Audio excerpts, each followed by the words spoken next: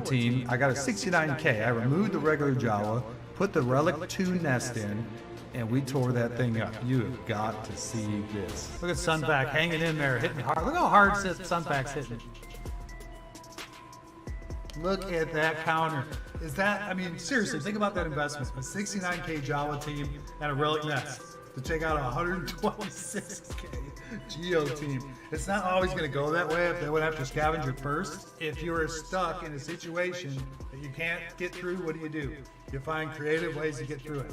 So that is a possibility one day for me to slide through a nasty wall. Yeah, I did that 4.5 minutes on my ult, and I full cleared him.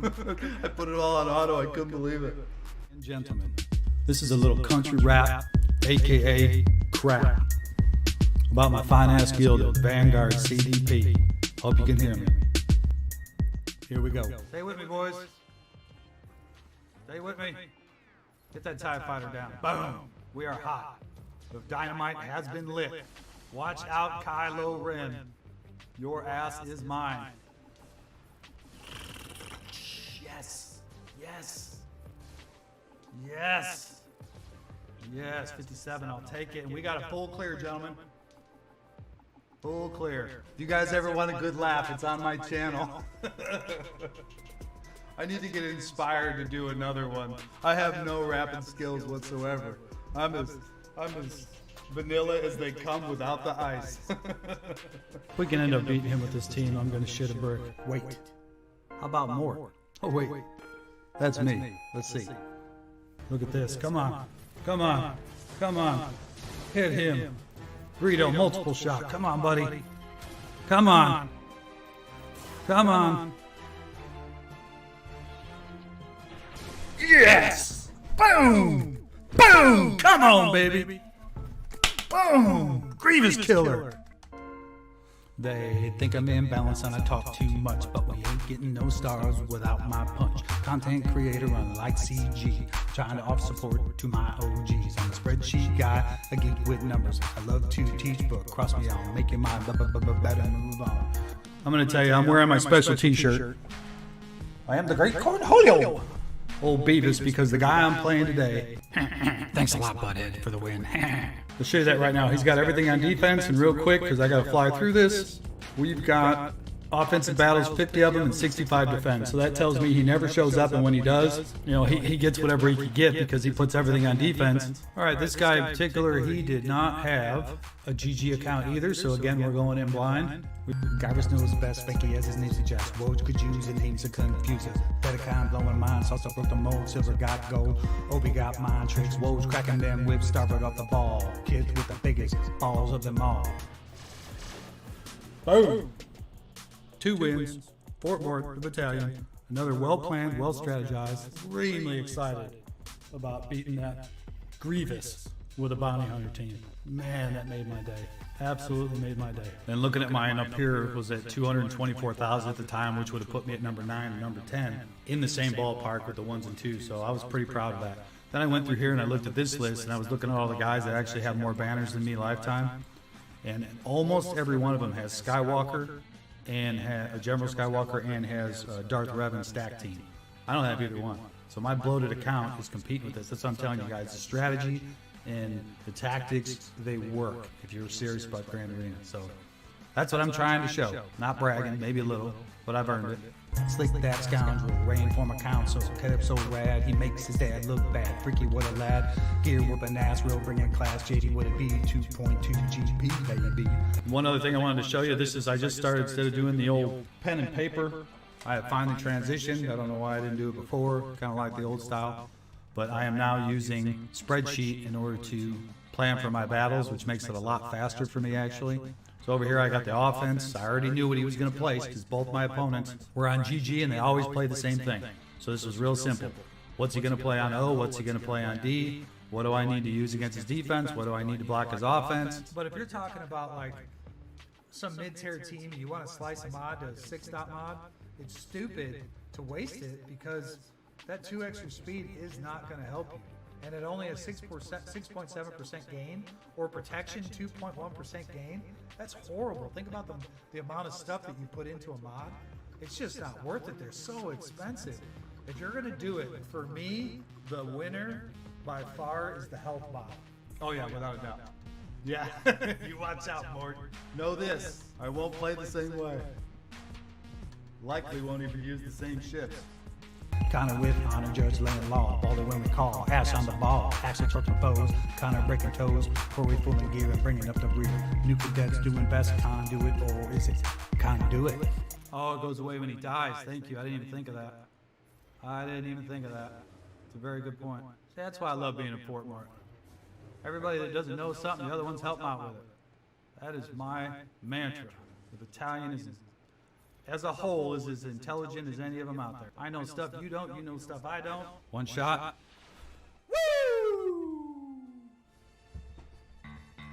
Boom, shalaka. Fort Mort, the battalion, pulling out an underdog-sized win. Woo! Big time. He did, exactly like I said he would. But he lost.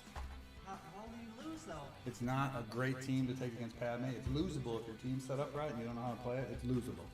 He ended up losing it. But this team right here, I normally, ironically this morning, my job was lost to a Geonosian team that was 84K, which I never do.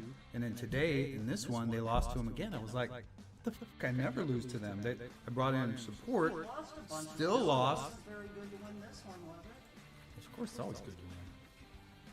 I don't want to remind him that the clock's still ticking. In case he comes in with something else, even though. So this other guy can come in still? How much time's left? 2 minutes. You're waiting for that 2 minutes to be up, huh? I'm waiting for the 1 minute because he can't get Padme in a minute. And the clock's ticking. Super, I'm proud of that one. That guy's teams were I heard you. good. Whoa! Yeah, he was definitely better than me. I thought you were playing one that's ranked like real high in the world. I am. Was that him? Yeah. Oh, he's trying. Hold on. Hold on a second. Hold on a second. Look at this guy. He is persistent. He says, shit, no, I ain't giving this up. Wow, 2 seconds left. Woo, that is the closest GA I've ever had, but I am proud because he was ranked number 10 globally at one point. That was a super good win. My wife's over here laughing at me because I'm super pumped. The heart is pumping. Totally excited. I almost lost, but we are 70-1, and we just beat the shit out of a freaking super great opponent. Greggy, tops off to you, man. That was amazing. Now I'm going to try something here and see if it works. It's really hard to do, but I'm going to try to not target Dooku. And then this will damage Dooku and everybody else. And Dooku is dead. Boom. So that's the way it works, guys. It's awesome, right?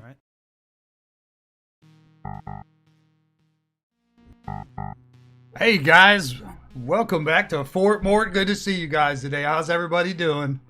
What do you think of the intro there? Wanted to put something together while the doors were closed, but you kind of show you guys, give you something in front of you, a little bit of a taste of what's going on in Fort Mort.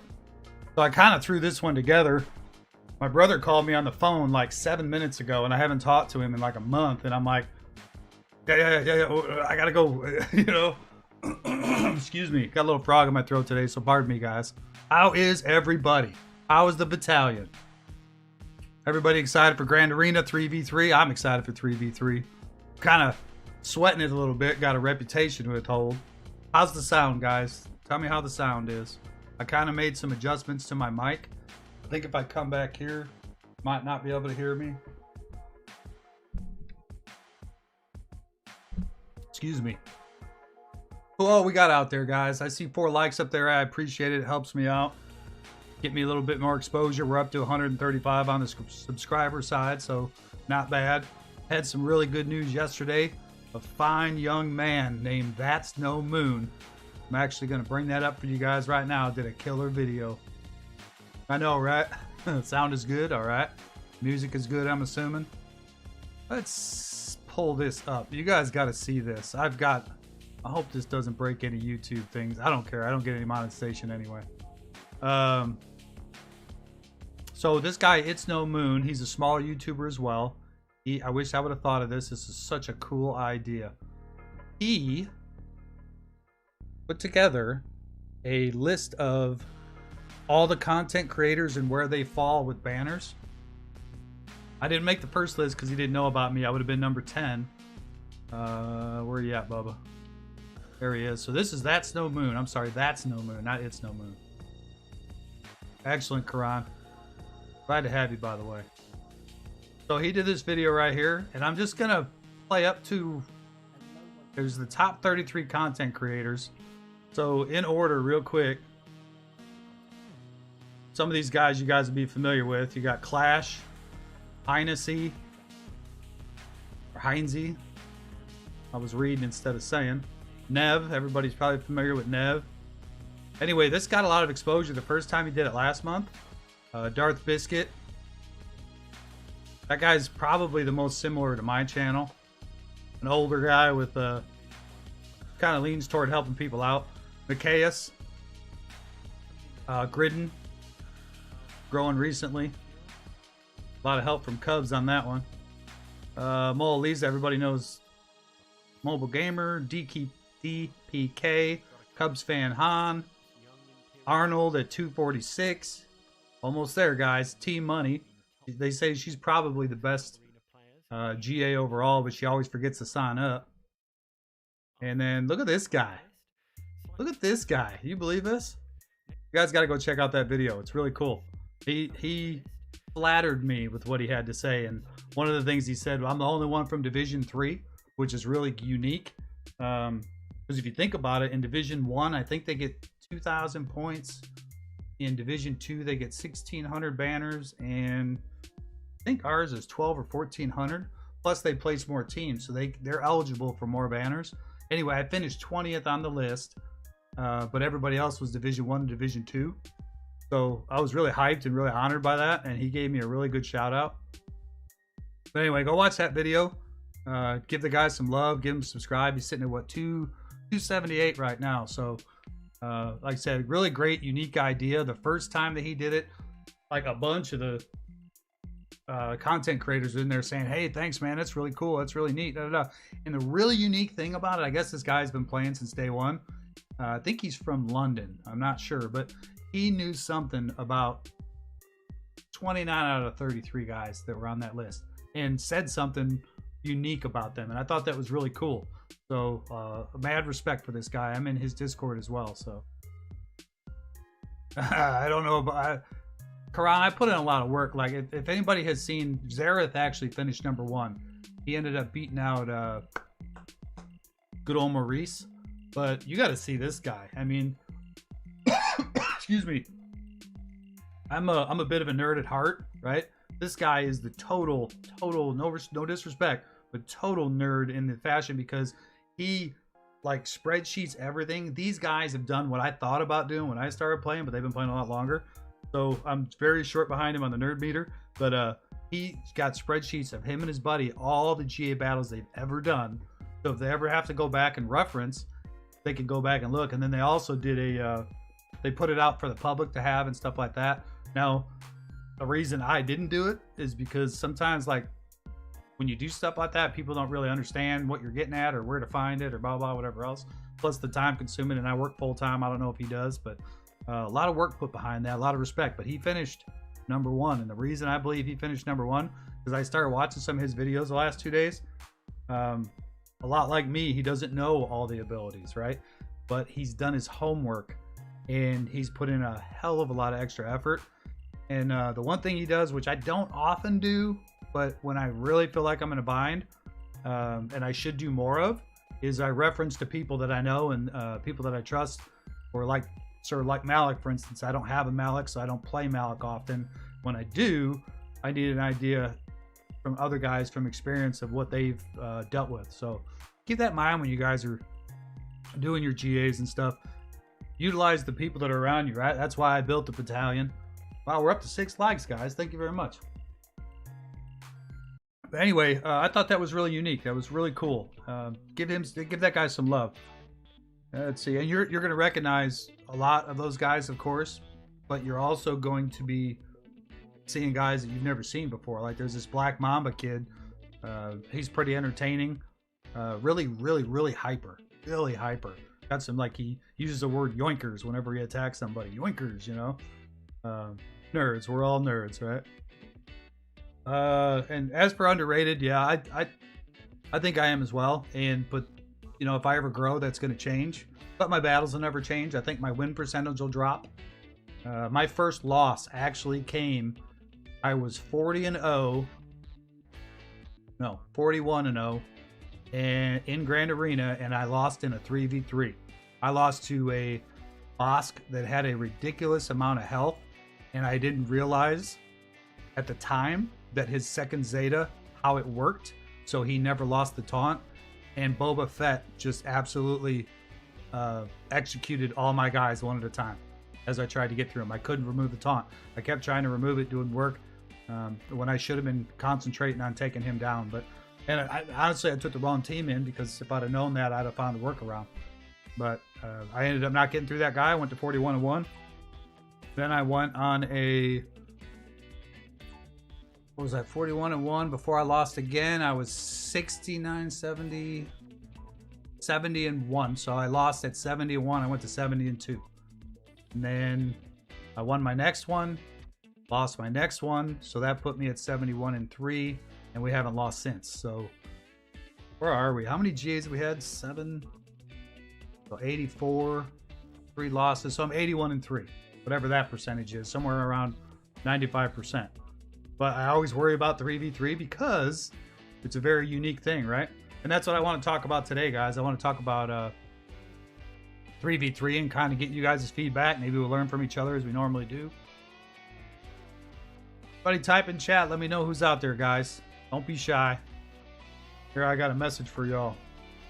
I've got a stream deck, and I had to message Elgato because when I run my programs, when they're off, I can program the stream deck, but I have to shut everything off, except for my computer, of course. And then everything defaults back to the default screen. So it's been a real hassle. I have to hit like a bunch of buttons in order to do anything. So you're telling us the one time we need you to talk, you can't? Your win-loss stats. I don't believe so. If you were really wanting to, you could go to GG. I think I showed you guys this before, but I'll show it to you again. This is a really cool thing, and it's good to use against your opponents too, right? So I'm going to go ahead and show that to you because it's worth it. SWGOH.GG, and I typed it wrong. I got a band-aid on. Fat finger. Trying to separate two razor blades, and it kind of just barely paper cutted me, but a long one. Let's see. So you go to your account, and of course I'm not logged in, am I? I got to go on Chrome. SWGOH.GG. I fat fingered it again. Okay, so drag this over. I can't see you guys' chat right now. I had to open Chrome. And if you go up here and you look at their history, right? And then let's say we pick a round. So go to his at 421. He's got no battles because neither one of them attacked, which is kind of crazy. And then, so up here at the top, you're going to see the number 17. So that's basically the I guess the round you want to call it. So if you look right here, you got 428, 421, 414. If I back it down to 16, now it moves it back 1 week. Okay, and you can only do it by week. Basically, you'll have to go 16, 15, 14, I think. Let's go to 14, see what it does. You can go back as far back as you want, but you can really only go back, honestly, a week at a time. See how it skipped dates right here to 324? So you can go back and look at all your wins and losses that way, but honestly, and then keep in mind, this only goes back maybe 3-4 months this has been out. So you can only go back so far. I just happen to be tracking mine. And to be honest with you, if I wasn't winning like a madman, I wouldn't have started tracking it. When I started out early, and I've told you guys this before, right? My 81-3 started after I got one particular team. I think it was Padme, because for that, I was losing on a regular basis. Absolutely getting my ass tore up. So two things happened. CG had changed the game, because what they used to do is they would put in, if I was 3 million GP, they'd put me with a 3 million GP person. But they would have This is before they did ships. They would have 2.0 in characters and 1.0 in ships, and I'd only be at 1.5 in characters. So I'd be outgunned by over 500,000. And with my bloated account, I didn't stand a chance. Well, now I'm being matched up with guys that are more balanced to where ships don't matter unless they do a ship GA. So they did a real good job of fixing that issue. When they did that, and I think when I got Padme, when I started farming Padme, no, it was the Geos. So around that time, I started getting the Geos, and that's when I started getting serious. I said, and I realized how many Zetas there were. I'm like, this is ridiculous. I'm, you know, yes, I'm going to sign up every day, but I'm getting tore up. All right, let me get back to chat. Like the last we played. Yeah, I enjoyed 3v3 too. It just makes me nervous because I don't want to ruin my record. Trying to set up my BlueStacks, just listen while I work. You got it, Brendan. So Brendan has asked me to do an account review for him. He's got a, what level is your account, Brendan? We haven't talked about that yet. So I'm thinking about doing a live stream tomorrow to, depending on what my wife says, I don't know what's going on. She's not home right now. And doing a live review. So I'm thinking about setting up something like that. Biscuit Weasel does something similar. He calls it the GAC clinic. So I might call it the infirmatory. I don't know, for the battalion. How do you cope with the extra teams in 3v3? Not my liking, but each to their own. So the hardest part to me about 3v3, right? So I'm going to go to my list and show you guys this right now. So here's my squad list. I've been doing a couple of things in order to get ready for this. I started with this list over here, but then I moved over here. I mean, look at how many teams there are. Crazy the amount. I don't know how many are going to be on the map. Is anybody in Division 3 by chance that's already signed up? Because I'm not signing up until I'm ready. 79. Okay, so you are brand new. That's what I thought. We'll get to that in a second, but actually, let's go back to that. So anyway, we're going to do Brendan's account. He is gone with the separatist route, and he's kind of lost his way, and understands the route that I would take. And we're going to take a look at it. I may advise that he keeps with that method. I don't know. I haven't looked at his account, but we're going to do a live review right here on stream and look it over. And I'm thinking when I go back to work, I should be working Friday, Saturday, Sunday. I work very long days. On Friday, Saturday, Sunday, I'm off the rest of the week. So I'm thinking no overtime likely would come on Wednesdays. So I might set up a regular thing where we do that infirmary for accounts like that, and kind of just, you know, take it with a grain of salt, take it how you guys will. But you know, I'm going to say this too. If you like certain teams, use them. Ah, there you go, Karan. That's why I was thinking of yours, because I knew yours was lower. All right, anyway, back to GA and 3v3. Nice. Well put. Call it the morgue because you have to kill my account.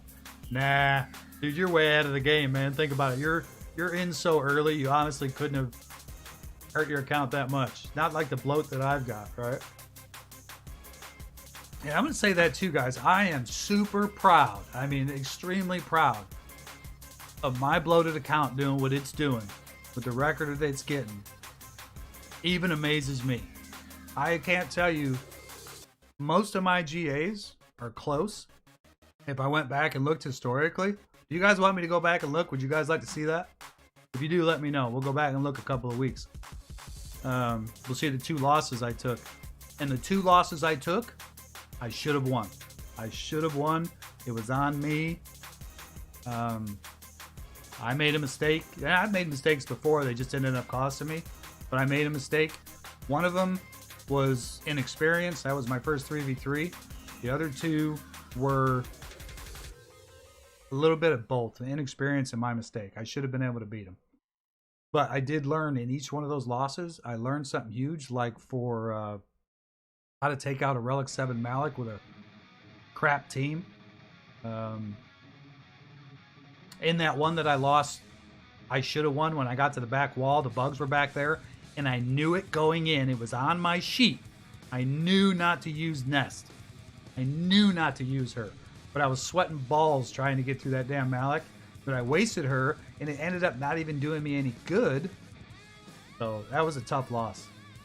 It just, I got so caught up in the moment and trying to get through Malik and never experiencing it before that I screwed up. So the nerves got me. All right, we'll take a look at that real quick. I guess I got to bring that other one back. Anything you guys want to know, just let me know. I'm here for you guys, man.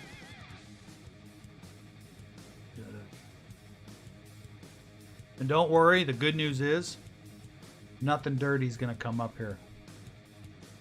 This mac's too expensive. I don't use it for anything dirty. Let's see where to go. All right.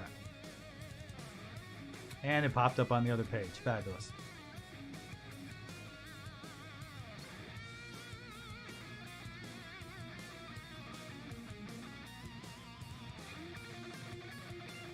All right, let's find me. Mort Landstander. The guy in that video called me Mort Landslider. It was quite funny. Actually, I was even more honored. It was a 19-minute video. He did 33 people. He spent the excuse me, first 2 minutes talking about stuff. And I ended up getting 56 seconds of him talking about me. So I got like twice as long as anybody else had gotten. Andrew, I'm not sure yet. I'm going to go through that list in a minute. This was kind of a throw together. I wanted to do this yesterday, but I was practicing my 3v3s and I wasn't ready. And of course I was watching other people's videos and stuff like that, trying to get some ideas. And the hard part is everybody, and here's the thing, everybody is Division 1, Division 2. They've got all the great teams. They've got Skywalker. They've got Malik. So I'm not going to find a whole lot about my stuff. And that's the other thing that makes this unique, right? Yes, I know my teams, but the players that I don't have that experience. So learning that is one thing. So for me to find information about what I'm looking for at my level is pretty tough. And that's kind of another reason why I do this. I lean toward the mid to lower folks, even though, and I've created a second account for that high end, but my second account, I don't put any money into. This one I put in for the first time in probably about a year, $20 to get some crystals the other day, other than to get crystals to refresh for video stuff. That's the only time I've spent on this game. So I'm mostly free to play on this game, but on my other two accounts, I'm completely free to play. I will never put a dime in there, ever. Plus, how expensive would that get trying to fund 3 accounts? All right. GAC history. There's Hanshot first. You guys probably remember that one. All the check marks. Arctic 1. This was a nice win, 1691 to 1413. But I hey-ho, tore that guy up. Trying to remember, I blocked him up really good. I expected him to do better, but he didn't do well at all. And then let's see, we got to go back to the 21st. My loss should be on the, on the 7th? So right here, this guy didn't even show up. I honestly think that he gave because he usually did show. This guy didn't show. I didn't expect him to. Real rare I don't get people to show, so that was a really odd week. Real close win here. This one, if I remember that one. Do not. 14-point win, though. This is more like what I usually run into. As you see, the score is low, so what that tells me is I basically planned and blocked him half the board. So if I'm I know who that was. That was the guy with 138k Padme team. No way I was getting by it. No way. So I had to plan appropriately to make sure I stopped him and beat him in banners, which I did. This guy didn't show. It'll be interesting not being able to use SWGOH, this GAC, to study our opponents. Yeah, and I found that the last time, but after week 1 you will. So historically, out of 7 GAs, my first round is usually easy. This last one was the hardest of all 4 rounds, was the first one, which was crazy to me. It was almost like it was backwards. The last round was probably the second hardest. So you'll be able to do that. Pebbles tore him apart. I believe that guy, I ended up blocking him. And then Ninja. This one was one that I was worried about, but I ended up getting through him. He had a big team. And then we'll show my loss real quick, and then we'll get back to 3v3. I lost in the championships. Round 4, fight 2, last GA. That was my second ever loss, and then I lost first round. Which, why is it not coming up? Where are you at? This is convenient, but it's time consuming. Huh. Am I putting the wrong number in? Maybe? Maybe it was 14. Oh, that's farther back. Okay, so Greggy, this is the one that you guys saw in the pre-video there where I was pumped and I snuck by this guy. Well, that score doesn't reflect how close that was. If he gets through my final team, he beats me by a couple of points. I see somebody's in new. Who we got new? AP Games, welcome back, brother. You didn't miss the party. We're just getting started. Kind of just gabbing and chatting right now. Party got canceled. Quran, I am not. I'm in Division 3. You're right, Athay. Excuse me. I am putting it off one more because I'm not ready. Obviously, the bloated account, right? When I go into Division 2, Division 2 is a lot more competitive than Division 1. Division 1, you find a lot of guys that got good teams but don't know how to play. Division 2, you tend to find those guys that have put some money in. They take it a little bit more seriously, but they're not overspenders. So you see a lot more teams that are a lot more like yours, if you know what I mean.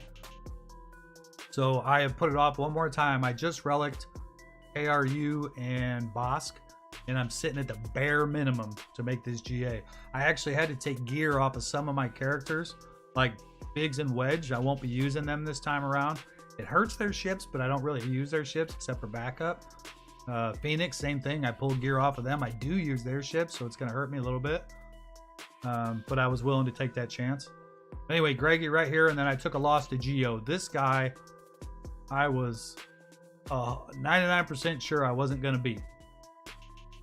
And it turns out I came, I believe this is the one, the Geo. Yes, I lost to the Geos right here.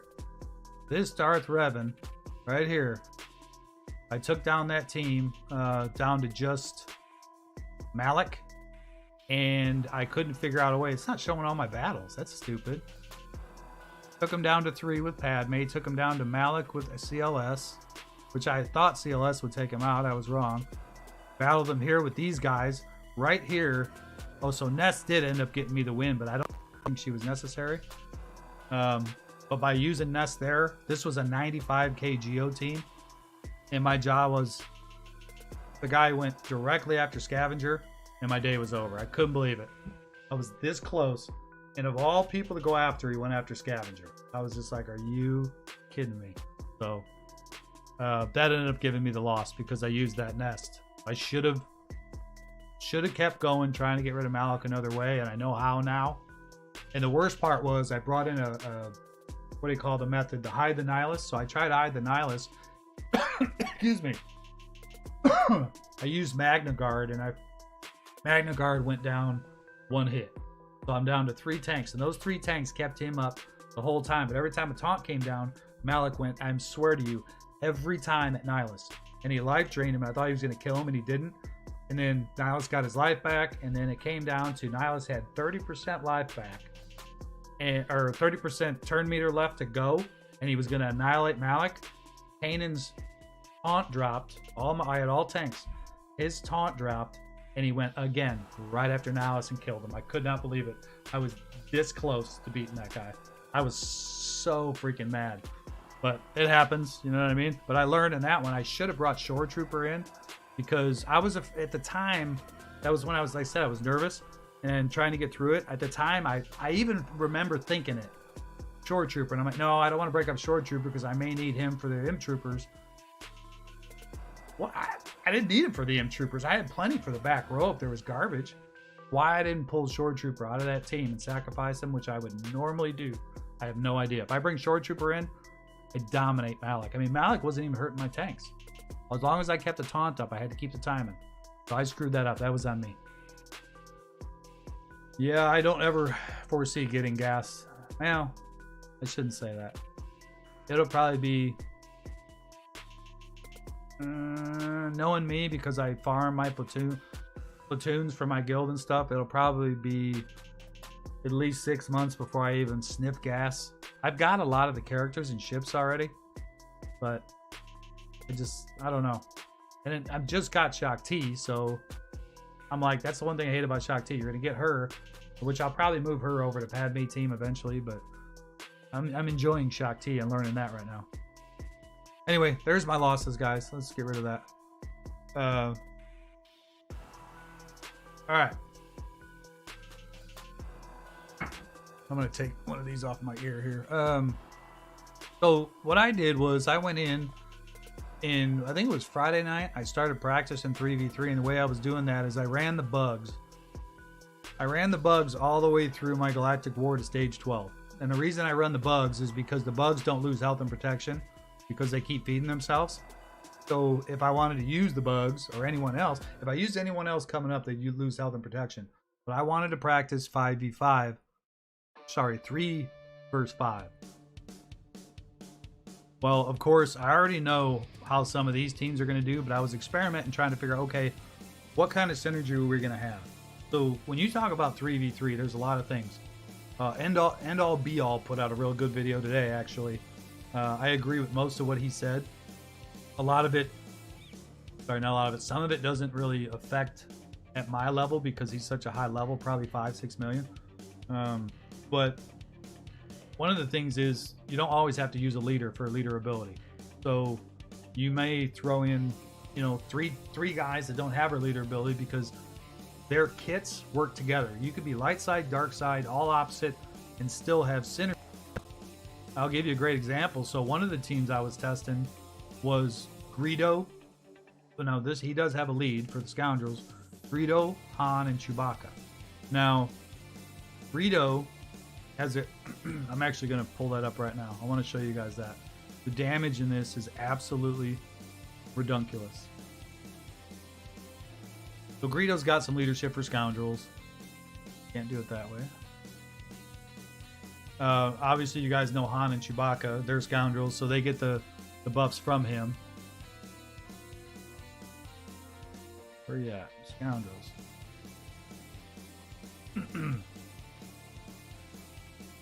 I forget exactly. I know it's something to do with crit. So the thing with Greedo is I have modded my Greedo right.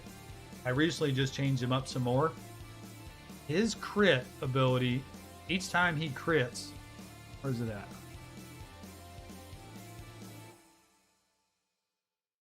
I think it's, no, if you don't succeed. So his unique with the Omega right here, Greedo has 15% critical chance and 50% chance to attack again whenever he scores a critical hit. So he literally could hit 100 times in a row.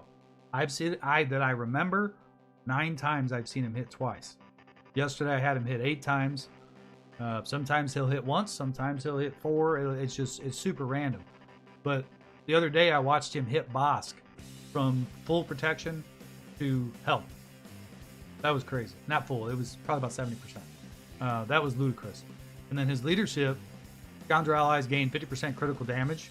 And then when Greedo is in the leader slot, so not only is he got the crit, excuse me,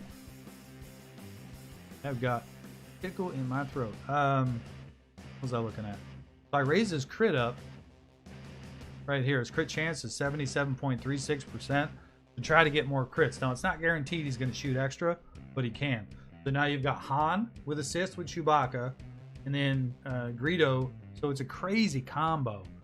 So I'm keeping that one in my back pocket for certain GAs, and then otherwise, I think I'm going to use old Ben as their lead.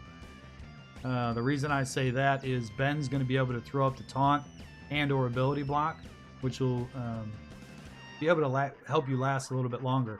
Obviously, CLS is the obvious choice, but one thing with 3v3, remember, the more that you utilize oddball teams, the more your opponent has to think.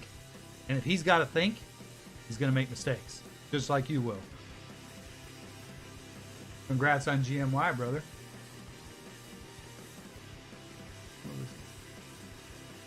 No, I haven't gone over app games. I'm just starting. This is off topic, but real quick, what emulator do you use? Because BlueStacks is so slow on my PC. That's what I use. It's the best. You might need a cleanup or something. Maybe have you tried a reboot? Something along that lines. BlueStacks usually. Hold on.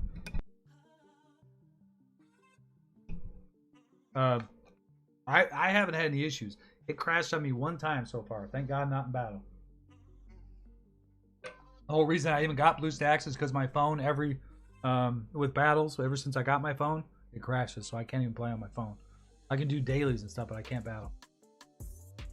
I got old Ben today, and it finally gave me my first light side team. It's been a struggle, absolutely. Ben's a good choice. So for my plan, Ben's in it. I think Mando gives extra CC, I believe. I was thinking Mando plus Greedo and someone else would work, but I haven't geared up Mando. So right now the assumption is that Mando's going to be best with the other two, Boba and Jango. But well, I don't disagree. There's a great possibility because each one of them can return, obviously with Resolve. But I think Jango's got a better use outside of the bounty hunter teams. I had originally considered doing Boss Boba and Jango, but I kind of moved away from that. As you'll see right here, I finally went and put Greedo right here with Bosk. The damage output here between Boba and Greedo is pretty strong, and then of course, because I relic Boss recently, he's going to be an absolute tank. And it was crazy when I logged in. I was like, wow, because I saved my 3v3s from January. Man, has stuff changed. Only like 5 of my teams are still valid from what they were before.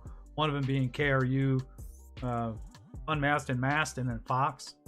And then the only other way I could really put the first order is this way, unless I put a different leadership in there. But I like Phasma in that position, gives advantage. They both give advantage there. There's probably a better choice here, but right now it worked for me. Here's an oddball combo that I went with. CLS, because I took him away from Chewie and Han, I had to find something that was usable. So with the amount of damage output that CLS gets, especially as he goes along and throws his buffs on his basic, by debuffing the opponent, Chopper is fairly quick, CLS is really quick, Kanan's extremely slow, but Kanan counters like crazy.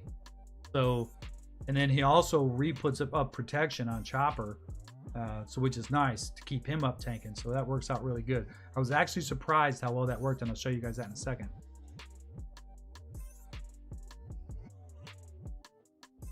Let's see. Good luck with arena ranks at that level. Everybody's got the damn hyperdrive. I knew that going in.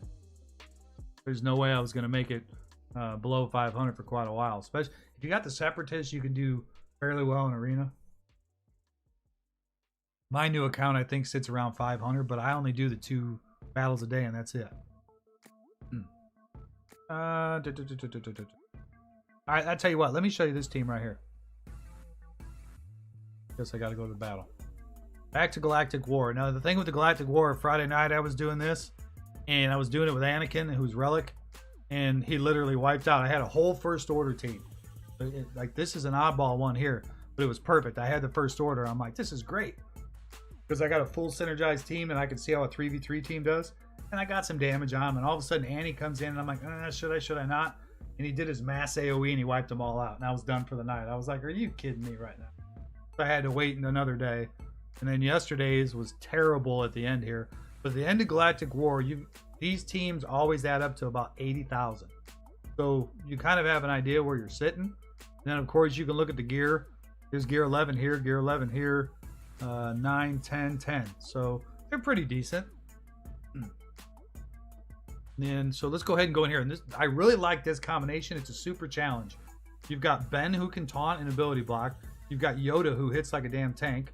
Removes turn meter. Of course, he puts buffs up, so some teams you can't even practice with, because when he puts his buffs up, you can't land anything that first round, and by that time they're wiping you out because it's 3 versus 5. You got to be careful because Vader, if they get buffs on you, he can one-shot you with the saber toss, and And then Anakin, this Anakin doesn't hit real hard, but that Boba Fett has executed quite a few of my guys. I almost ruined it again today. I came close. So here's that CLS combo I was talking about. You just got to make sure to back out before they kill you or you kill them.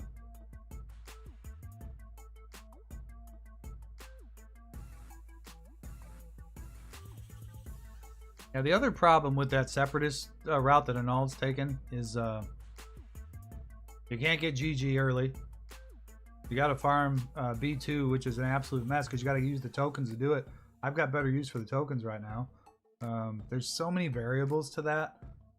To me, it's a later farm. Don't get me wrong, I love the farm, but to me, it's a later farm. I think you get more up front. Plus, the Separatists don't have any ships, right? Other than the Geos.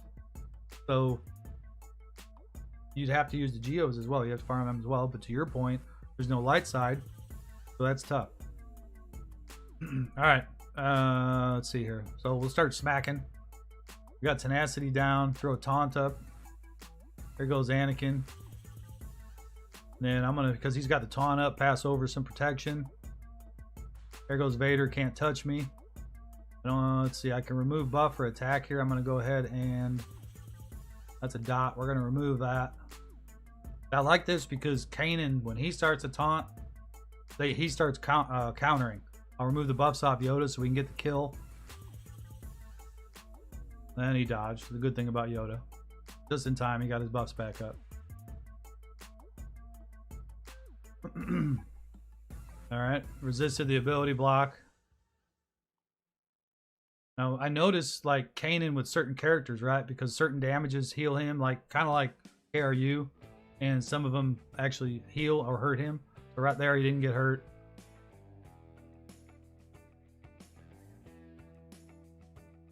I should have went the other way. He's got buffs up. That was stupid. Oh, we can keep on it now. But you see, I mean, look at the survivability so far, right?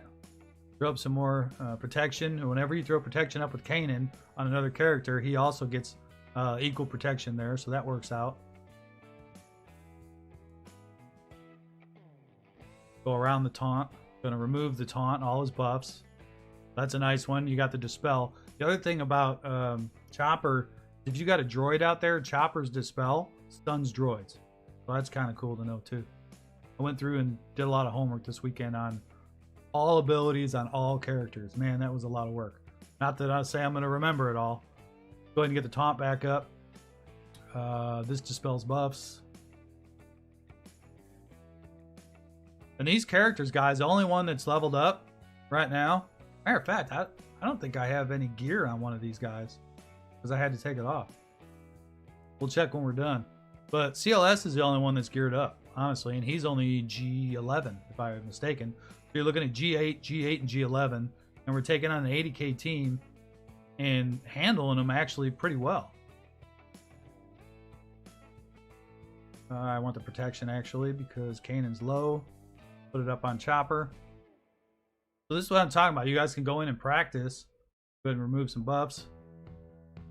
And kind of get a feel for it. Now, keep in mind, like I said, when you go against a team like Yoda or Bastia and you're trying to throw somebody that uses a lot of dots, it's probably not going to work, but at least you get to practice with most of yours. So anyway, you guys see the point. I've got this one won with these three guys, right? Something you wouldn't think of, but it's crazy. And I'm not, your Phoenix they're not usable, right? So to me, in Grand Arena, unless you're using them as fodder or filler, your Chopper has a lot of good uses. To me, Hera's got none. Kanan's got a lot of uses. Ezra has some uses depending on where you got him geared. I'd be honest with you, I don't even think I have him in the lineup because mine's not geared. And then who am I missing? Oh, Zeb's got some uses. He's got the stagger and such. Anyway, let's go through that line and see the rest of these teams. Like I said, be careful not to finish it off, though. Here's another unique one right here. So the reason I even came up with this Akbar Wampa Leia was because I had nowhere to put him. And I already knew that I was going to solo with Wampa, but I was like, how can I strengthen Wampa as a team? Make sure I didn't miss anything, guys.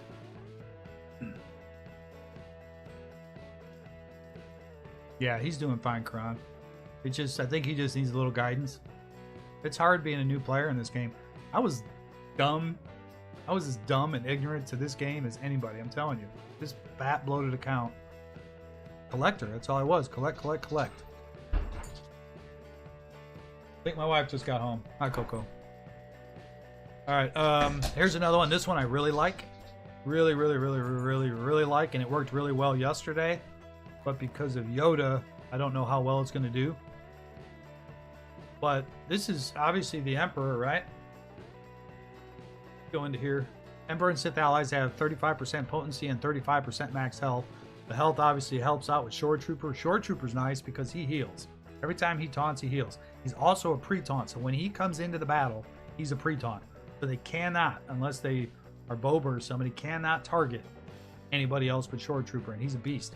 Mine's only G8, but he's going to do the job.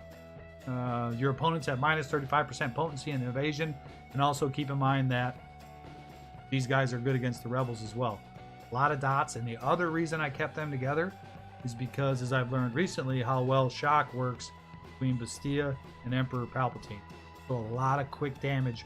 Once, I shouldn't say quick, once you get them around the bend, then you've got massive quick turn meter and damage. Well, it does not as quick as if you had a 5v5 team. And you guys got to think about that too. In your 5v5s, all that synergy amongst the turn meter, save for the Empire teams, is halved. You know what I mean? It's halved. So you have to think of unique ways to find ways to keep them alive or utilize them and everything else. Keep in mind that like kit abilities are not necessarily. What's up? On live. The hamburger's on the stove. No. All right. Let me show you some other teams. I don't think that one works real well because if Yoda gets up his with this combo, sorry, if he gets up his tenacity up, we can't target buffs, debuffs. Night Sisters love this team. Daka lead. Daka lead gives them a ton of health. Zombie, target. I went back and forth between Mother Talzin is useful if she's got a lot of offense. Mine doesn't have a whole ton because she's only G8. But she should be able to do the work. And Plague works really well from the leadership standpoint when you've got every 5 people, so your synergy again drops. You got to find ways to get around it. Yeah, it's not a bad idea. So my tip to you is, in Thrawn is always from day one been a utility. So when you run into a place where you've got to use Thrawn, use him there. Try not to put him in a particular team unless you know that you need him for that. So if you need to go after Grievous, you need to, take Stun B2 or even get Stun or Fracture Grievous, plan to utilize that for that. Don't set in stone your Thrawn. Matter of fact, don't set in stone any of your teams until you look at your opponent. One of the first things I do, because I've got Geonosians, is I look for Traya and I look for Jawas, right? If I see those, they automatically go to offense or the rear. If they got Jawas, they won't go in the rear, they go on offense. But they've got to be high Jawas. I mean, most people don't know my Jawa Nest combo, so I'm not too concerned about that. And that's one advantage I have over my opponent, is that nobody knows about that yet.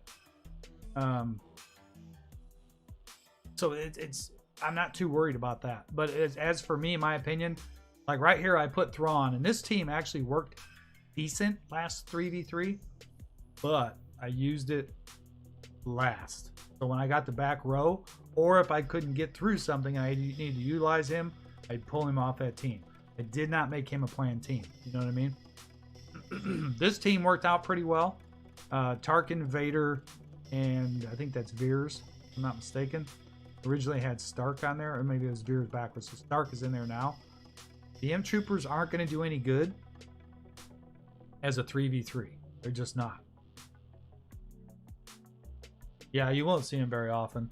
But I'm telling you that if you've got Thrawn that early, put him on that team. I mean, plan for it. But then when you go into your GA and you see what he's got on defense, be ready to move him or keep him on the bench or specialty move. Nobody's more versatile than Thrawn. He's not as great as he once was, but I mean, he's taken down the likes of Skywalker, the legendaries. He's needed in both takedowns for those. So that just tells you how imperative that guy is. Let's see what else. So to give you guys a rundown, I started from the top to bottom. I kind of put them in GP order, but I don't follow the GP order because Jedi Knight Revan here might not be the best team that I have. Like personally, I think Padme is the best team that I have. She's still the most versatile. Annie and Ahsoka and Padme all in their kits name each other, so they're very versatile for themselves, right? Oh, where's that one at? Look at this combo. Bastia, Mace, and GK. That is going on defense. Gotta see this.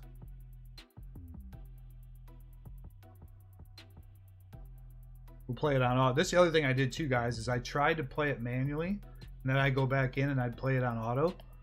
But you got to be careful because if you play it on auto, you don't turn it off, you might end up wiping them out. And then you're done. So they got all the buffs up early on. Look at all them buffs on the board. Resisted, resisted. Resisted, resisted. Everybody's resisting everybody.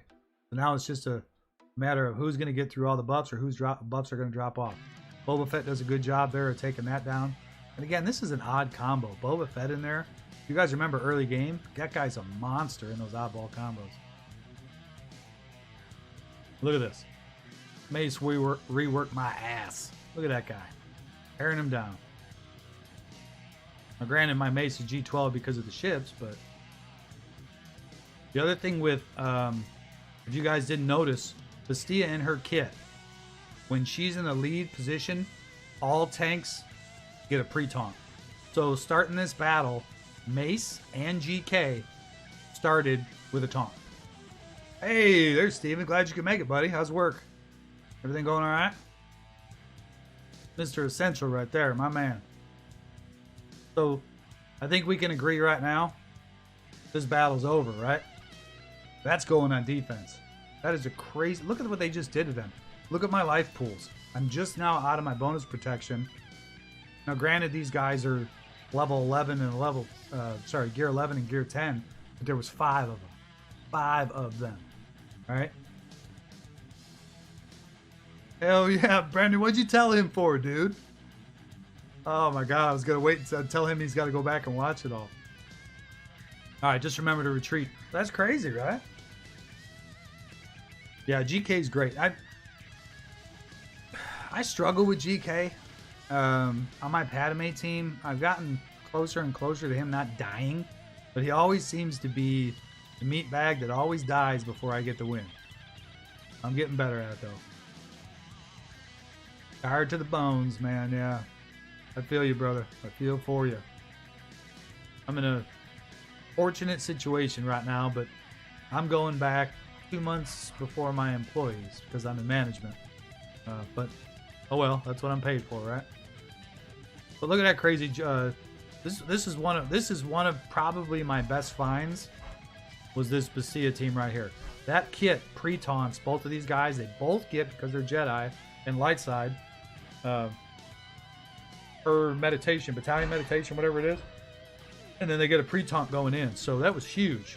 They cannot target Bastia, even if they could, or tenacity up is there. You guys seen how long that how long that lasted.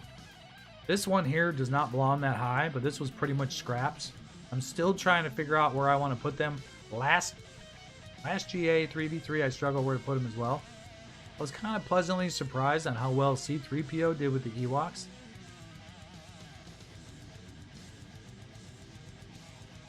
Yeah, me too. Gas. Ugh.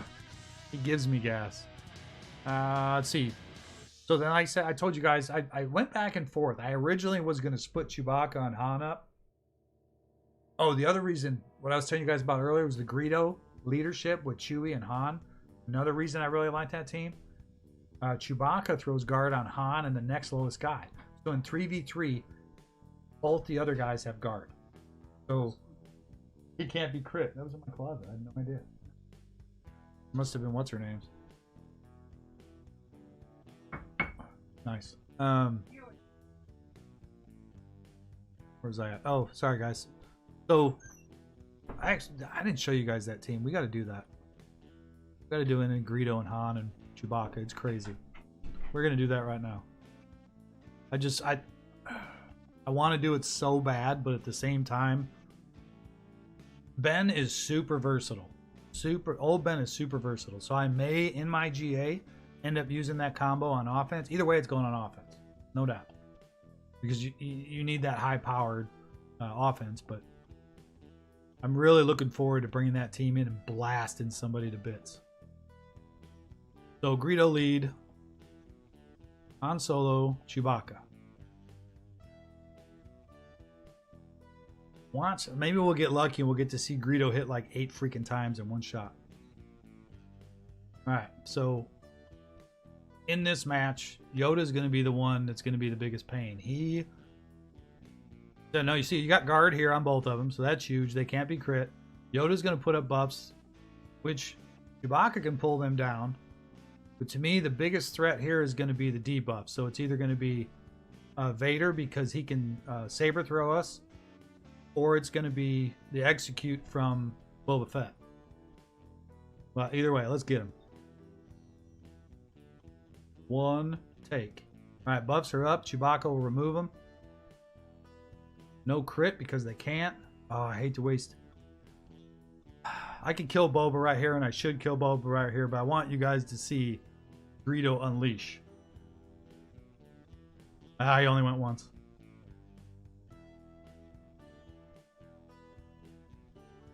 I gotta be careful not to do something stupid here and waste this. Go ahead and get rid of you.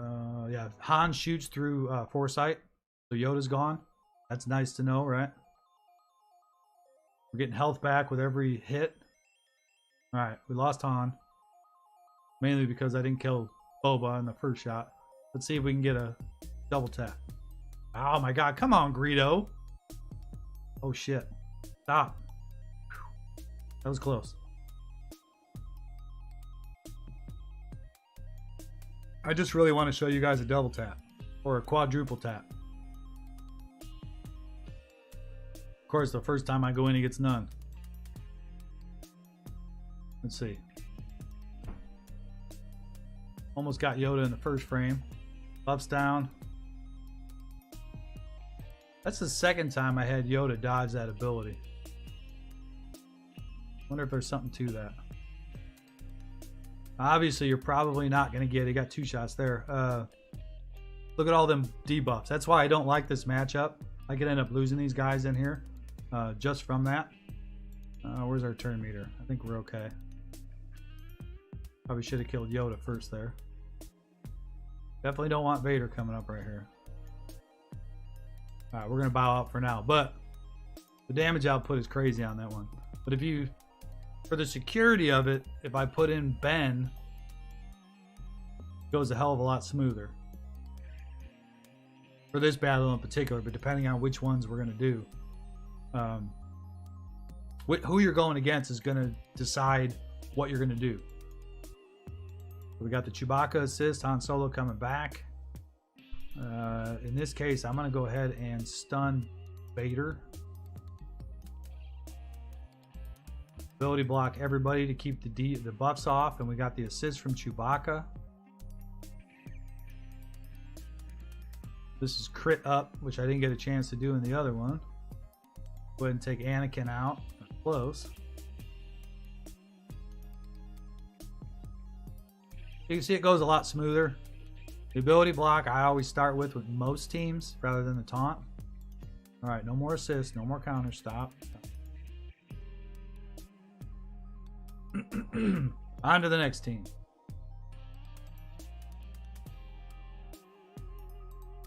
Dude, I could sit here all day and talk till I'm blue in the face, but the fact is your opponents are all going to be different. Your lineups are all going to be different. Like this one, Grievous, obviously he's a pain in the ass. He's not quite as strong in 5v5 as he is in 3v3, or not as strong in 3v3 as he is in 5v5. because the more droids that go down, the more powerful he becomes, or he gets more turns, whatever. So in this case, my BB-8 is geared absolutely horribly, but he can throw up a taunt in certain situations, and he can throw up foresight. And the other thing that I really like about this one is having B1 to heal BB-8 while he's taunting, or after BB-8 goes down, heal Grievous, which I'm not going to bring Grievous into that match because, like Anakin did the other day, he'll just wipe him out. Let's try this one. So we got Chirpa in the lead, Elder, and then C-3PO. That combo I did the other day. I actually tried Akbar, C-3PO, and R2, and against certain combos, it did really freaking well. Now, mind you, my Akbar is G12, but it was like, I put it on auto, and it was buff, buff, buff, buff, attack, buff, buff, buff, buff, attack. And after about a minute in, Akbar just went absolutely insane. If you can keep him up that long. You're going against some kind of stun or daze team or something like that, you're screwed. I see a new face in there. I see a new face in there. I don't hear anybody talking.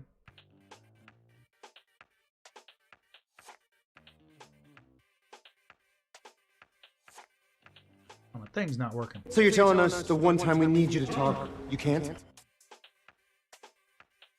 That's right. Speak up out there.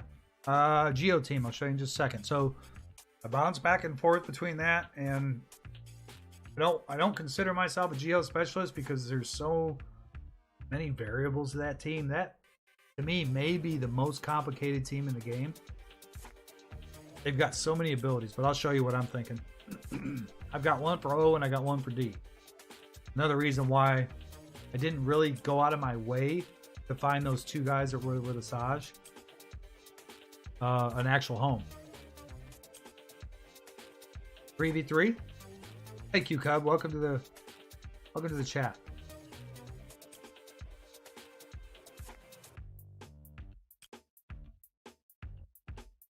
So I seen somebody today and I kind of laughed because I was one of the first people to have the Geos, and because I had no meta teams. You guys know anything about my account, so to help my guild out, I wanted to have a so-called meta team at the time. I farmed them as I saved all my crystals as soon as Alpha came out. I farmed them, not knowing what I was getting into, and I was so pleased when I got that guy up. But if geared right, they're ridiculous, right? But there's some really easy counters for them. That's the problem with them. In 3v3, Brute Alpha is an absolute monster in the right combination because of the Brute. Plain and simple. I mean, if you're going against somebody with Traya, end all be all said the same thing. Unless you're going to put them in the rear confident that they'll use the Traya up front, you're going to want to put them in the back or keep them for offense. My last GA, I kept them all on defense. All on defense. But Traya wasn't in all the Division 2 or 3 lineups, whatever I was in at the time, and nobody really knew about the Traya counter at the time. So I had no fears. I had a 64k. I'm trying to think. I don't think he was Relic in January. I could be wrong.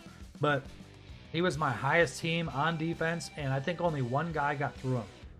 And I think it might have been from another Geonosian team. So to me, Brute Alpha is probably in 3v3 the most OP team, with the exclusion that you can lay them down and have them tore up in a heartbeat.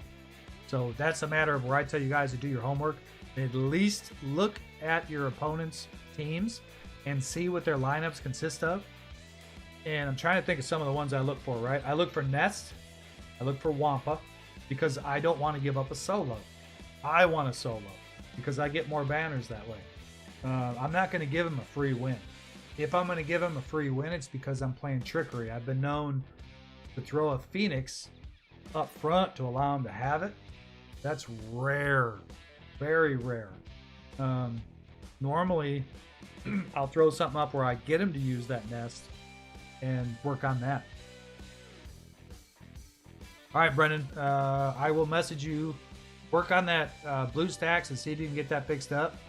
and then I'll message you sometime tonight or in the morning. Are you available tomorrow? I'm still learning Newt Mithu. I tried a couple of combinations, and in the 3v3 because I liked my other. Newt's only 12.5. My other,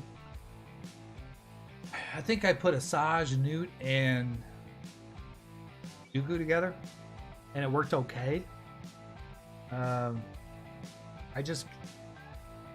only other thing that I liked, actually, I think I have another team that I utilized. Django. This is the one team I liked. I think I actually saved it. Newt, because he's got his death and then revive. The only time you don't want to use it if Boba's out there. If he can execute him, because then you're screwed. But Django and what is his name? Droideka, both under a separatist lead. Let me take that back. Django under separatist lead starts out with 2 turns. You can't damage him. Droideka's bubble can't damage him.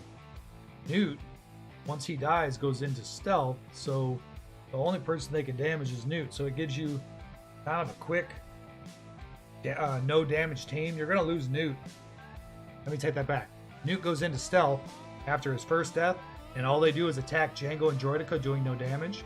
In the meantime, all you're doing is damaging him. So to me, that is, for 3v3, the best team available. We'll actually go through that in a minute. The only thing that I had a hard time finding that, because every time I bring him in, Boba executes him. Because Vader throws a dot up, and then with those dots, he ends up executing him. My Newt's really low health pool. I may have to put health mods on him. Another reason I didn't sign up for GA yet, because I want to go through. And guys, I'm going to tell you right now, if you haven't heard anything in this right now, go through. I'm going to show you when we're done. Go through the quick way, look at your mods, make sure all your guys are modded. Don't go in unmodded. I can't tell you how many opponents I go into, and they're freaking unmodded. I mean, what are you doing, you know? Yeah, Django is great. I really considering still with that Zeta, but I've got so many other plans. I have thought about Zeta in my last 7 Zetas, putting it on Django, and I've gone somewhere. I don't know. All right. Oh, I don't know if I want to do this, because this is dangerous 5v3. This isn't a great combo for the 5v3. C-3PO obviously can leave when the other 2 die. Alright, we will put the confuse here. Maybe. Get some health on Elder.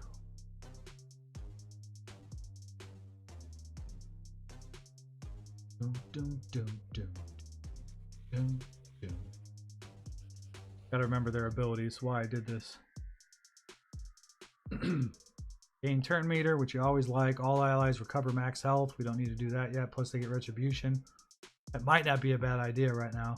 And then grant all allies speed up for 2 turns and call all allies to, or Ewoks to assist. This is why I like this. All Ewok and 1 other random ally to assist. Unfortunately, it's C-3PO. So this combo might work better with somebody else other than C-3PO, just for that move right there.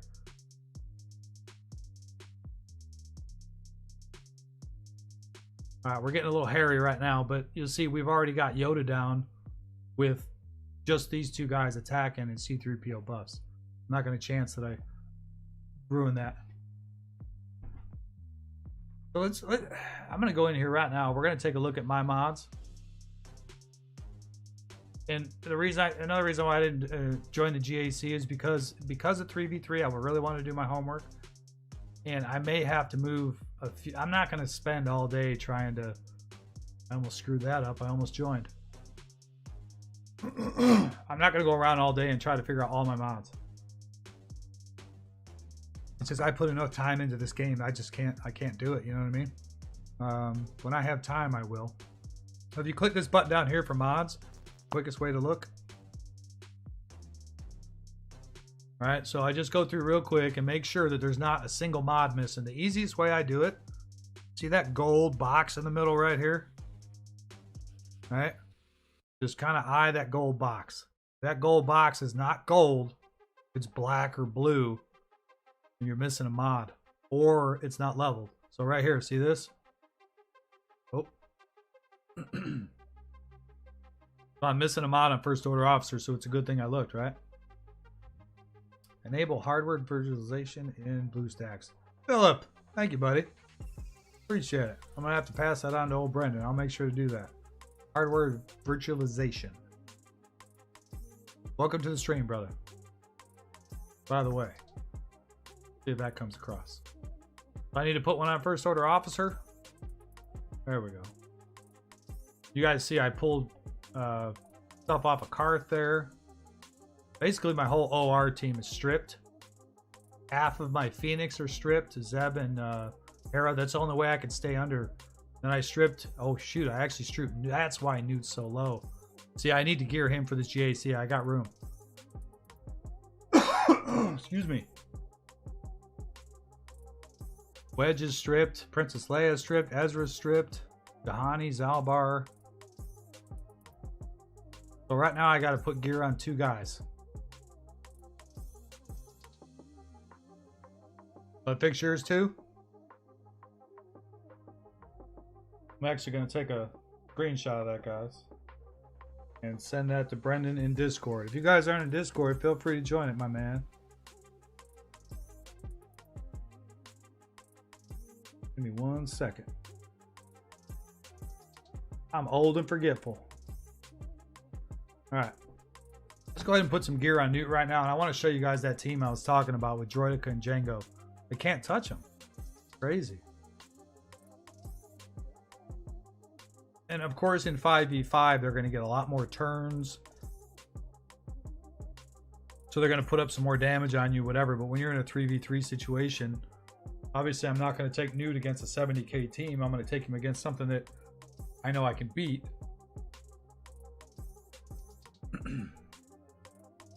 Let's see. Speed and potency is the recommendation. I like that recommendation. Still, there's some speed, potency, only unassigned mods. Not really. With him, I may want health, but we'll sift through and see what we got. Oh, thank you, Upgains. Thank you, brother. I try to stay off my phone while I'm doing this. Got legit 6 FSP before fix. Oh, wow. Oh, that sucks. Thank you, Mithu. Alright, so speed. Let's go ahead and sort by speed. We won't eliminate all the mods, but we can sort by them. Need 4 speed mods and 2 potency. There's 9. This one needs some love. That's a 5 speed mod. Maybe we can get some sugar right here live. Of course not. Protection.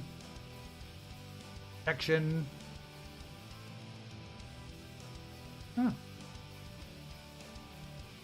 Not very good, actually. Oh well. Let's work on the speed ones first. What can we find from the arrow?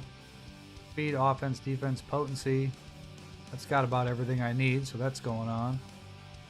Triangle. This is the curious one. Health, offense. I really want health on him. The reason I say that is because he's going to live twice. Most of my damage is going to come out of Django and the rest of them. Speed, protection, potency, offense. Ooh, that might be sliceable. How many? Nah, I don't have a whole lot. Let's go ahead and do that. Need to concentrate on speed mods because we need 4 of them. Oh, look at that offense. Holy cow. Might have to come back to that one. Offense, potency, and speed. Gotta love that one. Speed, health, tenacity. Speed, tenacity, health. Oh, wow. That's a pretty damn good mod. Why do I not have that on somebody else? And then let's see. I think we're going to do the potency one that I saw a second ago with all that offense. Why not? Since it's free, I wouldn't normally do that.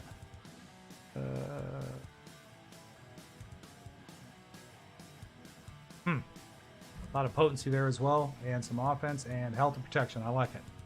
So he is now modded. Let's see where we're sitting. Well, that brought him up 1,400 points. That might be too high. I'm literally that close, guys.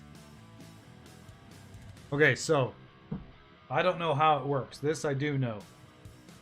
In the GA thing, it says that 3.79 is the cutoff, and then for the start of 2 is 3.8. So I don't know where they put you at in that window from 0.79 to 0.8. Obviously, you got, what, 100,000 there? So, or 10,000, sorry. I don't know. I got to stay under that because I don't know. So I got to drop 588 before I go in.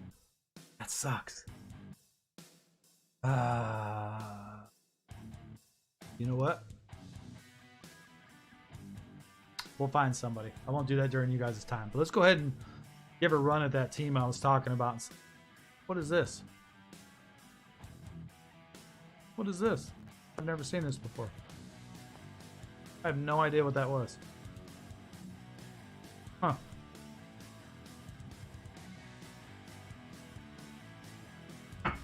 Try that again. What'd you say, Steven? Hey, Joseph Bryanhart. Even Mort jumping on for a few minutes. This is Jay. There's my man. What's up, man? Old Josh. What's happening? One of our newest guild member. He brought 4 people with him. Good man. I'm honestly thinking about hiring Team Po for a complete mod overhaul. I just don't like spending that much effort on it. You know, depending on what they charge, if you're spending in the game, it might not be a bad idea. I had considered doing it at one time, but I'd be lying to myself. I don't, and to everybody else if I went and did that, because I don't have that much of an understanding of the mods. You know what I mean? I know how they work, but the whole thing about who and every character should have it, I don't believe that any one person knows that. If they ever say that they know that, they're lying. And can they know a lot of them and a majority to help your lineup? Absolutely. Absolutely. Yeah, I'm thinking that too, Mithu, but I'm not taking a chance. I'm not taking a chance.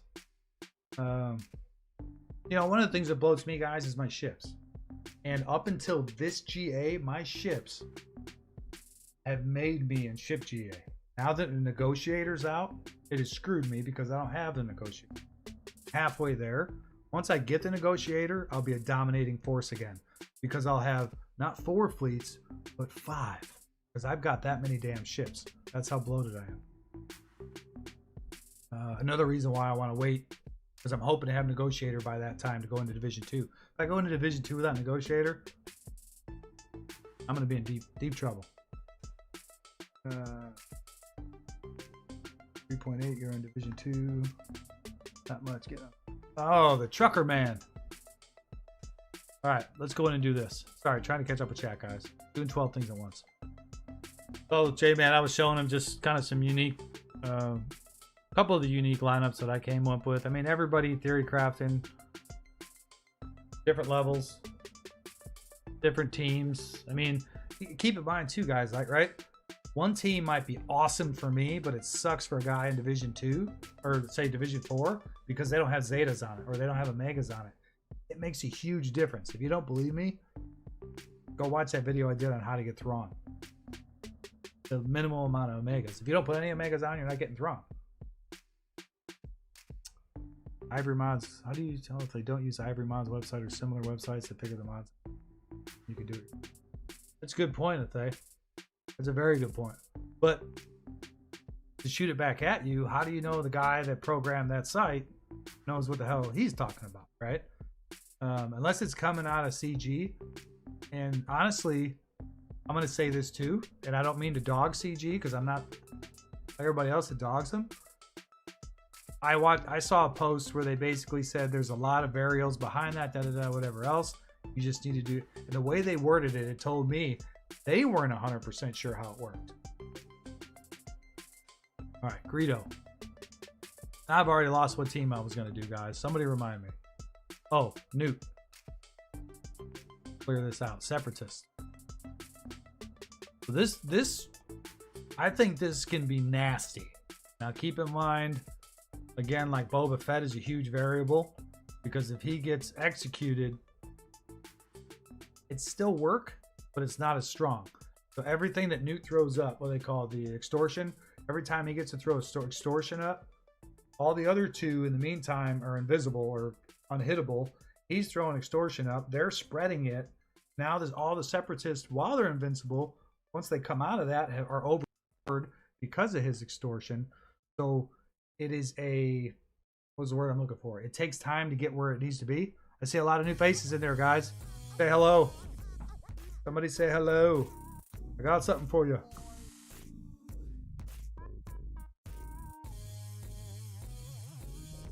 Where is old Nudie? So you're telling us the one time we need you to talk, you can't?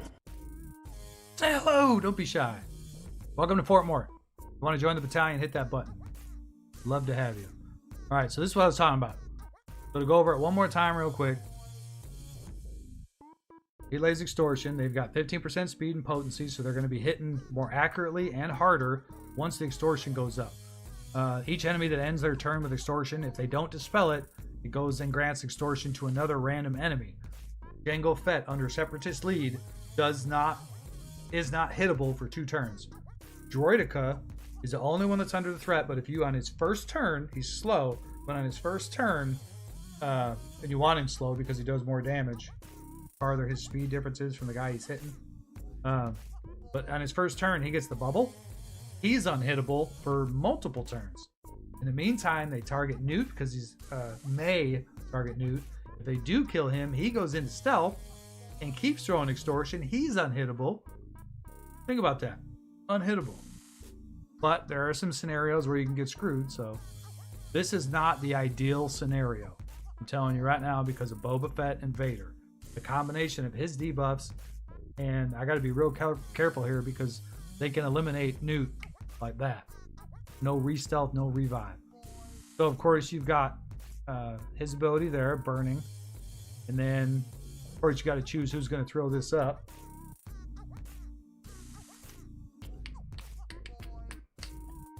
We're going to start with Anakin. I know he's going to be up a while. I like to throw extortion personally on a guy that I'm not targeting right away. Obviously it's common sense because I want it to spread.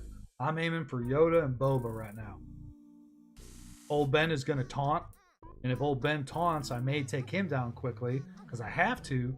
So Anakin is the smart choice here, or Vader. Try Dooku lead with Mother Talzin and Sith Trooper.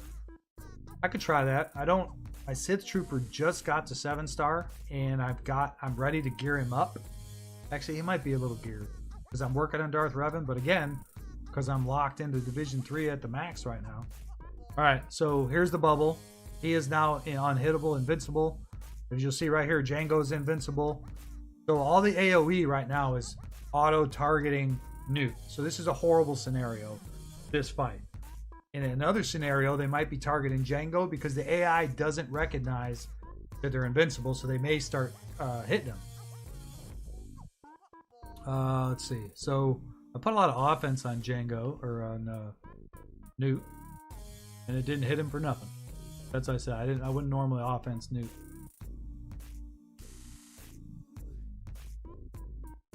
Here's what I was talking about. The target has higher speed than Droideka, deal true damage, which scales based upon the difference in speed. So that's a good hit. He can't crit either, but he has true damage. I don't really need target lock. All right, now let's spread some more. I know we've already got 3 up there. See what I'm talking about? Let's go ahead and spread it over to Boba because he's the next one. Now these guys are going to start hitting like crazy. Look at that hit. Took him all the way from full health almost all the way out. Dispel buffs, we'll go ahead and pull that off of Jango. And then can't be evaded is a nice one. If the target had extortion, all other ones to target. So in that case, I want to eliminate Yoda. Good night. So he's gone, right? Now everybody's got extortion, so we're good. So I can go ahead and target wherever. I'll get with chat in a second, guys. Hang on. Extortion's still up. I did not know that when Boba comes back, he's still got it, or it spreads to him immediately. That's pretty cool. All right. All right, now nobody's invincible anymore, but we've gotten a really good start against a 3v5 team. You guys seen what I was talking about. They're all pretty soft right here other than Django. Actually, Django's got a revive. Go ahead and attack Vader. All right, that's enough of that. I don't want to lose out, and we don't have this anymore. What we got? Yeah, we can try Dooku and that one. Lord, I was thinking of farming GBA before I reached GAC for a semi-bug team. The minute you farm him, it's not semi-bug. It's bugs. GBA makes that team. Without him, you don't have Hive. I've got videos on my channel with GBA. Now, granted, it was a Relic 3 GBA, but I soloed 6 different 80 to 100k teams just with GBA. So you can do plenty with only some of the geos. Let's talk about how do tiers to clear them. Do you think that is viable with Curate now? Yeah, no doubt. That Quran, all my accounts, every single one of them, have got bugs. They are the stuff. That's fine. Theory crafting's great. That's what we're here for.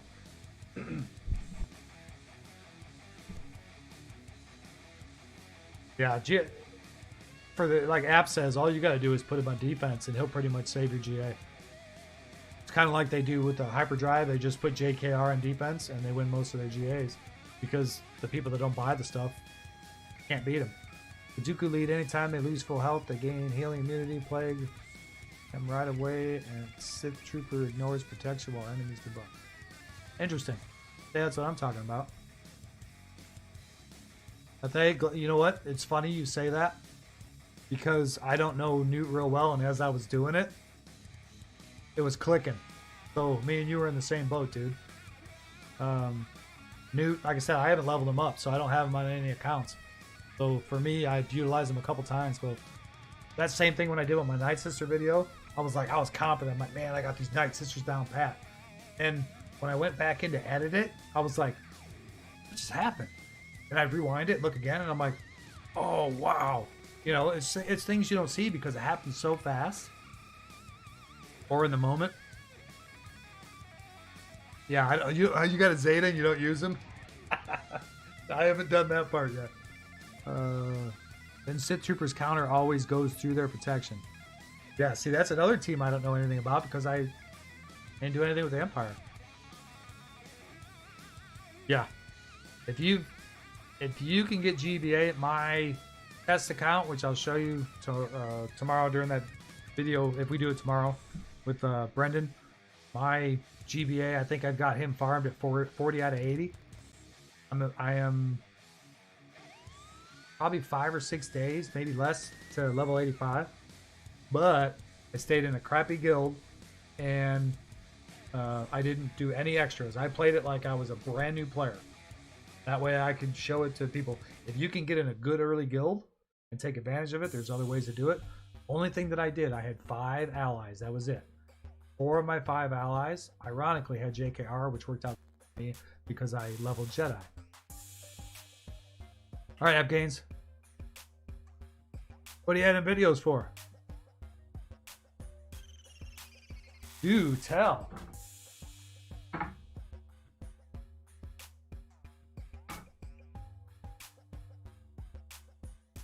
Trying to keep my sippy cup out of the video.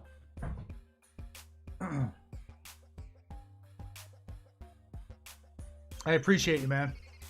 I know we got some more people out there. I see about 7 people chatting, but I don't see the other ones. You guys want to know something, just ask. That's what I'm here for. I know it all, but the other reason I like when you guys ask questions, we can look into it, and I learned something today, right? All right, what do we want to try? Dooku lead. My Dooku's the only one that's worth a crap in that team. I'll never lie to you guys. If I don't know, I'll tell you I don't know. I'm the same way with my employees. I'll never do it. Because the minute I lie to you guys lose trust in me. Let's see. I guess Mother's not of that. We need Sith Trooper. My Sith Trooper's absolute garbage right now. What is he at? Yeah, 6,900. This is probably not going to fly.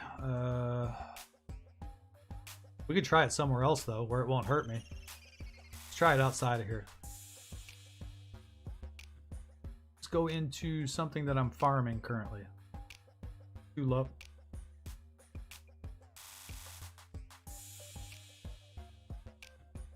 Oh, do you really? Do you put them on YouTube? You share your channel with us, man.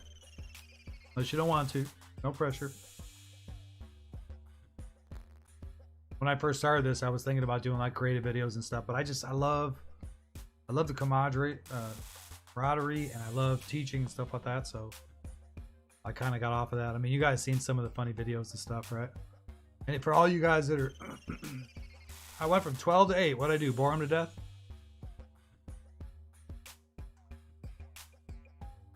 Where can we go? Let me see what I'm farming. Imperial Super Commando, Range Troopers too low.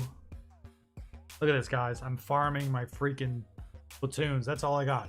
Ops Rebel Soldier, Commando, Krennic, and Trooper. That's what I'm farming. Craziness. All right. Krennic should be at a high level. Let's try this one. Well, that's going to get ugly. We got GG. Obviously, we do not want any assistance. Clear the squad.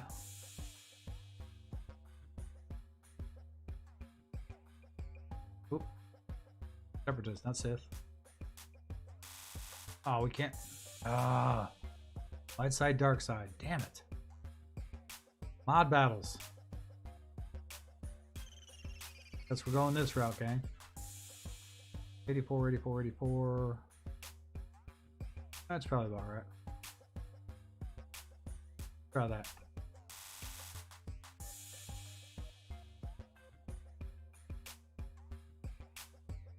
Yeah, that'll work. I'll get it. I want to have gains. Keep us from going crazy and share some stuff. Alright, sorry guys, I'm a little behind here. We're getting it. There's Dooku. Sith Trooper, which is very weak. And Mother Talzin, who... I love my Mother Talzin, but I haven't taken her up yet. I got the 2 Zetas, but I haven't taken her above 8. Outside of this team, she's not the best. No, I hear you, Steven. If you ever become uninvested, hit me up.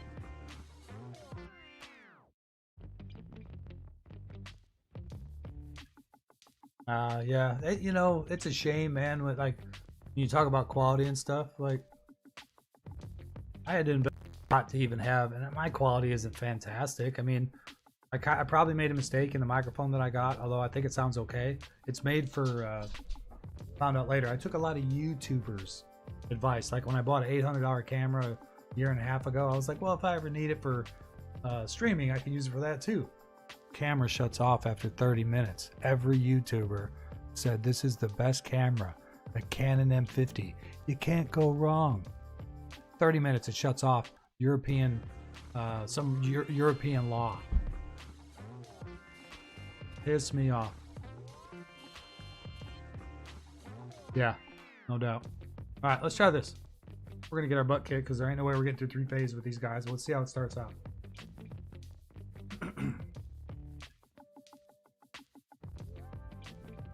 Apparently I'm slow.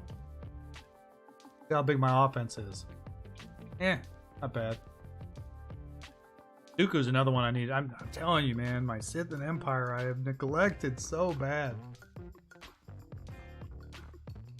Let's see. Do we need to attack again? Yes, we do. Let's go ahead and go this route. Double tap. What do you mean no double tap? Alright, the one thing I do like about Mother Talzin, though, when she lays plague... Okay, everybody's got plague. So, guys, if you aren't aware of this, in the video that I made, this is one of the things that I learned. Waste of time that I'm subscribing to. When you use this ability, everyone with plague gets hurt. Watch this. Yes. Let's do it again. Yes. plague is freaking huge. All right, Mithu, tell me how you do, buddy.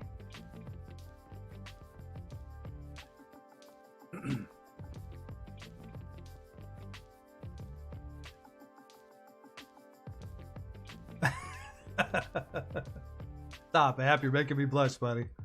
I don't smile that big very often. Thank you. Hey, I got to hit the head real quick. Because after this, post in what you guys want to see. Herbie Yoda. Oh, we're about to die. Herbie Yoda, Luke, or the Guild Rap. Give me your votes.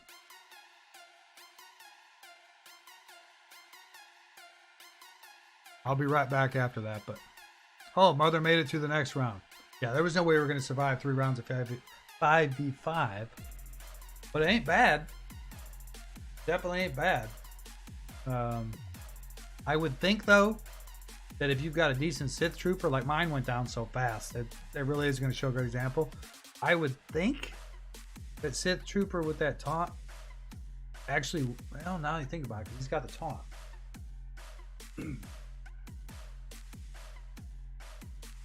That may be a pretty good team, actually. I really like that one. I watch an all for the wailing, urge for the alcoholism, and Mort for the big brain. You know what's funny is, if I wasn't so serious, hers has got, I mean, the guy's talented. Super talented. He's obviously put in a lot of work. You go back to his old videos about how nervous he was or whatever else. I don't, that is actually me outside of here on a daily basis. Like when you get me going, that's my personality. That's what's so funny. Like this is the nerd inside of me. All my life I grew up, I'm not a big guy. I'm like 5'9", 175 pounds, but everybody was always intimidated by my personality, right? And I grew through that, whatever else. So it's kind of weird, but I am like super, super hyper. But unfortunately with YouTube, right? You got to be careful what you do. Got to be careful with what you say. I'm not a very empathetic guy, to be honest, but I enjoy watching the light bulb go off. I enjoy having my light bulb go off. You know what I mean? That's one of the things as I get older that I really enjoy. And I've always enjoyed teaching. And I worked in every place. They actually just moved me into a position in management at work where I'm teaching other managers. So that's from a job that I really don't, I'm hoping that really re-ups it for me. You know what I mean? So, and having 4 days off a week, I can still do this. So I'm really happy about that. All right, so Luke is the vote. I will be right back, guys. If it goes black, I'm sorry. The music will still, no, the music won't be there. I got 2 minutes to leak and wash. So I may have to leak, come back, put Yoda on, and go wash. Be right back. You guys are awesome. Come on, Luke. What? Ready for some power? I don't think so. I feel like we're being watched. I don't know. I'm not looking for a friend. Move along, little fella. We got a lot of work to do. Look, I'm sure it's delicious. I just don't understand. Okay. Mostly because of my father, I guess. Put that down. Now we. Hey! Hey, get out of there! Don't do that. Get out of this slimy mud hole. Listen, friend, we didn't mean to feel the force. This place gives me the creep. It's really a strange place. Something familiar about this place. No, I don't even know what I'm doing here. We're wasting our time. But tell me why. Hey! I'm not afraid. You want the impossible. Is the dark side stronger? But how am I to know the good side from the bad? I understand. I'm gonna need it. All right, I'll give it a try. I will. I am ready. Now all I gotta do is stand. There's something not right. I can't. It's too big. I don't believe it. Totally different. Pain. Hey, you could have broken this. We'll never get it out now. Hey. You're making a mess. I feel cold. I can't keep the vision out of my head. That's why I have to go. But I've learned so much.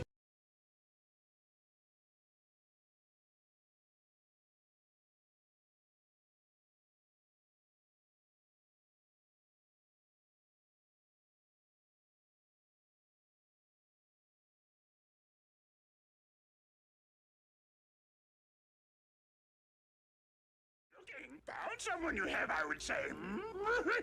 Help you I can. Yes, and help you I will. You seek Yoda. Soon you will be with him. I can teach him like his father. Ready, are you? You will be. You will be. You must unlearn what you have learned. No, try not to. There is no try. No different. Only different in your mind. That place is strong with the dark side of the Force. Then you must go. Do you nothing that I say? A Jedi craves these things. Luminous beings are we. Size matters not. Look at me. Judge me by my size, do you? Creates it. Makes it grow. Your weapon. How you get so big? Hi! Side. Slimy. Mudhole. Once you start down the dark path, dominate your destiny. Consume you it will.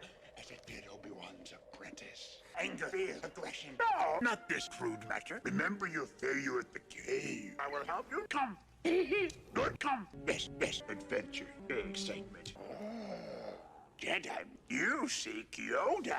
You must feel the Force between you. We use the Force. Feel it. No!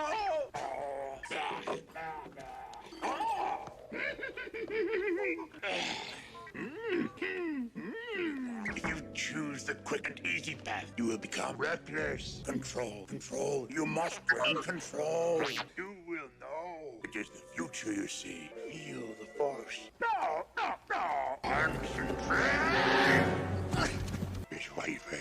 He is not ready. Boy has no patience. He is too old. Yes, too old.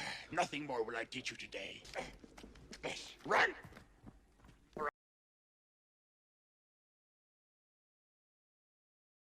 You can't? Alright guys, I'm back. I literally ran across the house. My bladder must have been full. Couldn't even make it back before Luke was done whining. Thanks for hanging out with me, guys. I hate when it goes black, though. If somebody comes in, they're like, oh, this is lame. But maybe I need to get a longer video. I need a piss break video. Alright, where were we? App gain. So, one thing about me streaming is the more I talk, the more I lose my voice. If you were going to use Shock in a 3VT, yeah, see, I was just talking to Kobe in my guild about this, and I just got Shock T, and I was really looking over the clones. So there's a lot of variables right there. I think, for me, I like a balanced squad all the way around. So, wherever, if you need Rex to be a lead for Wampa, put Rex in the lead for Wampa. I just simplified it. If not, he gives a nice boost to the Shock T team. Like my Shock T on my main is 263 speed. She's probably my third fastest character. I didn't even realize I boosted her up that much. Which reminds me, if you guys saw my last video where I was like, why is my Shock T being outrun by my alt? My alt's only 183. I forgot what account I was on. That's why we almost lost. That's the struggle of two accounts. But anyway, Rex boosts the team. Cody, now, and here's the real trouble with Shock T. The clones severely are affected by Zetas. So that's another variable that, I mean, honestly, there's so many variables with the clones. Omegas, Zetas they make such a huge difference. Fives being in the 5th spot, 5 team, right? Obviously, you're going to want them in the 3 spot. So I was doing research on that too. I really can't answer that question for you. I'm going to be honest, because there's so many variables to that. But I was doing research yesterday, the last 2 days, and I actually didn't get to do it because I had the honeydew list. But like for the Geonosians, there's a certain order your Geos should be in. And let's actually go over that right now. If you guys are going to learn anything from this video today, maybe that. And actually, let me, before you think I'm blowing smoke up your ass, let me show you the post that I found from DG.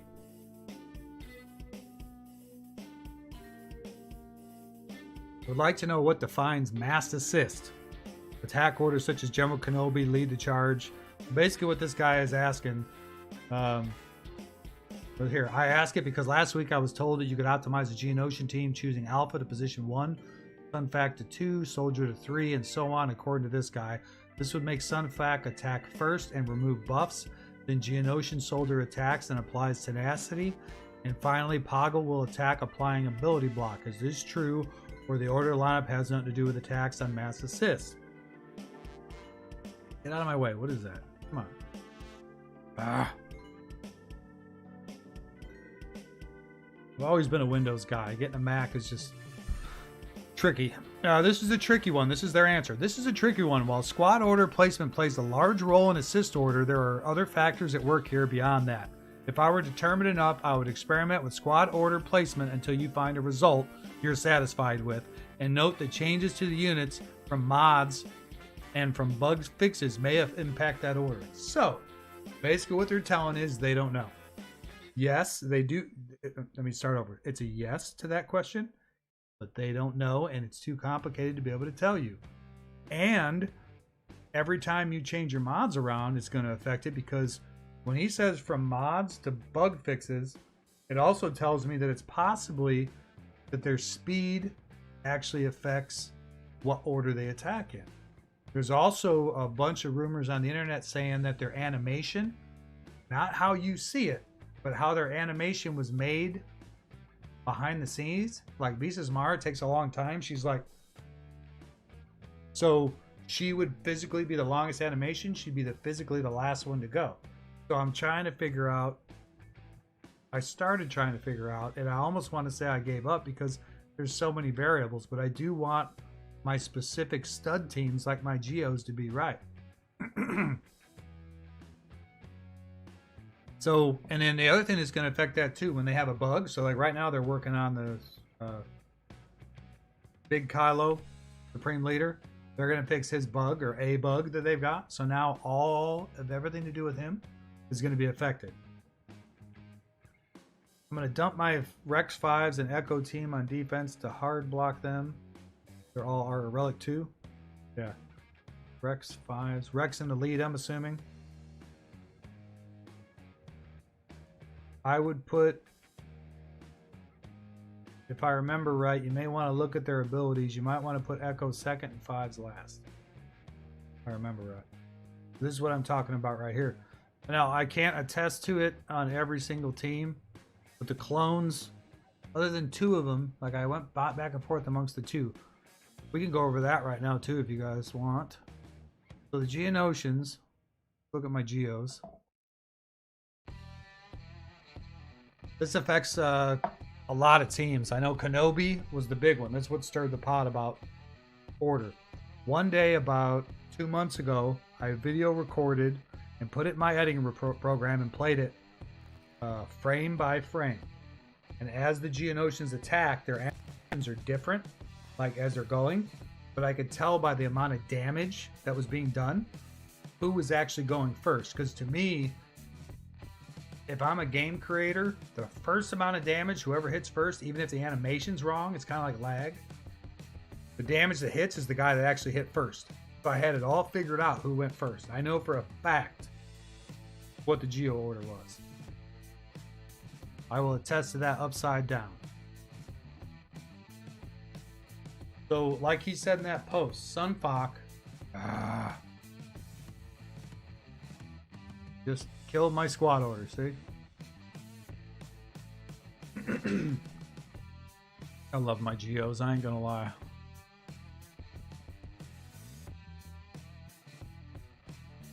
Alright, so Sunfok here, he has a few abilities, but the big one,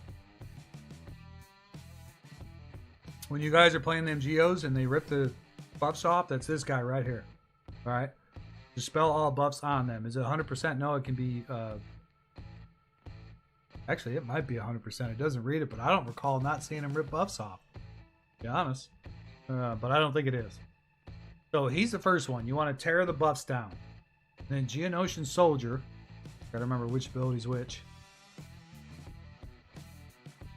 He afflicts tenacity down. Now, tenacity means that when you drop tenacity, you can put more debuffs on. That's all tenacity is.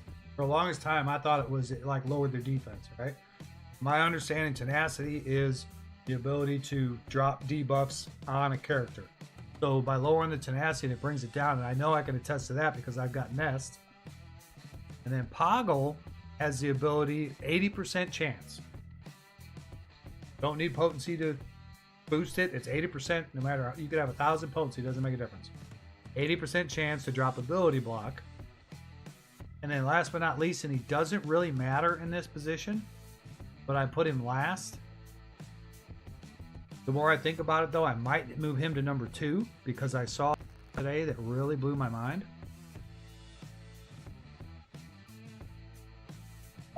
He did. I guess I missed a step. Basics are what have assist. Any team, I don't care what they are, unless it says differently, and I haven't found it. Every time you get an assist, those characters use their basic, such as Ahsoka, who strips debuffs, right? Or strips buffs off of them. So they always use a basic. So whenever you have an assist team, like the Padme team or the Geonosians, it's always their basic that they re-attack with.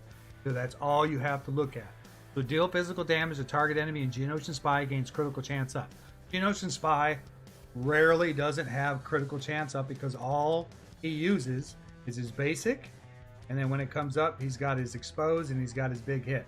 He's always got crit chance up, so it doesn't make a difference. But I've been noticing for the last few weeks that there are certain Geonosian teams that I cannot get my Jawas to lay bombs on, and I couldn't figure out why. So I stopped it and slowed it down, and I noticed that they're getting hit so hard that the rest of the guys aren't assisting. They're literally getting either 1 or 2 shot.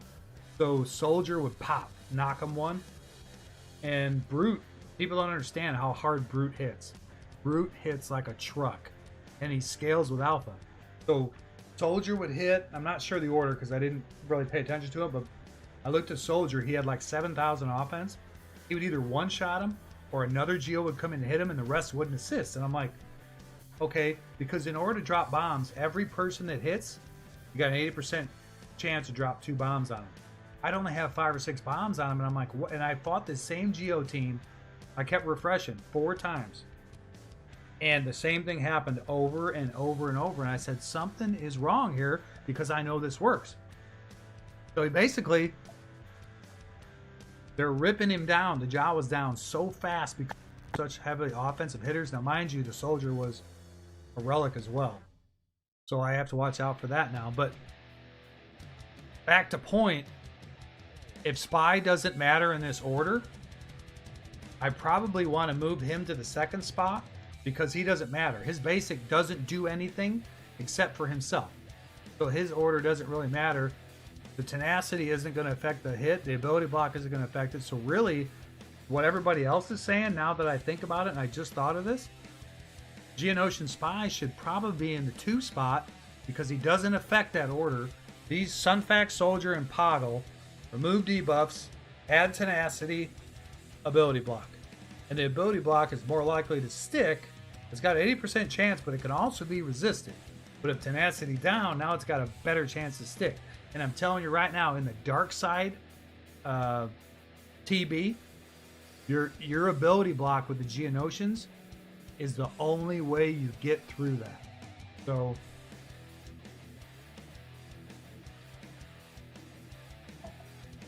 also see get to real quick. Yeah, everybody loves going off. Well, some people are too timid to go off. Also had an idea for Storm on Dengar and Old Ben for defense.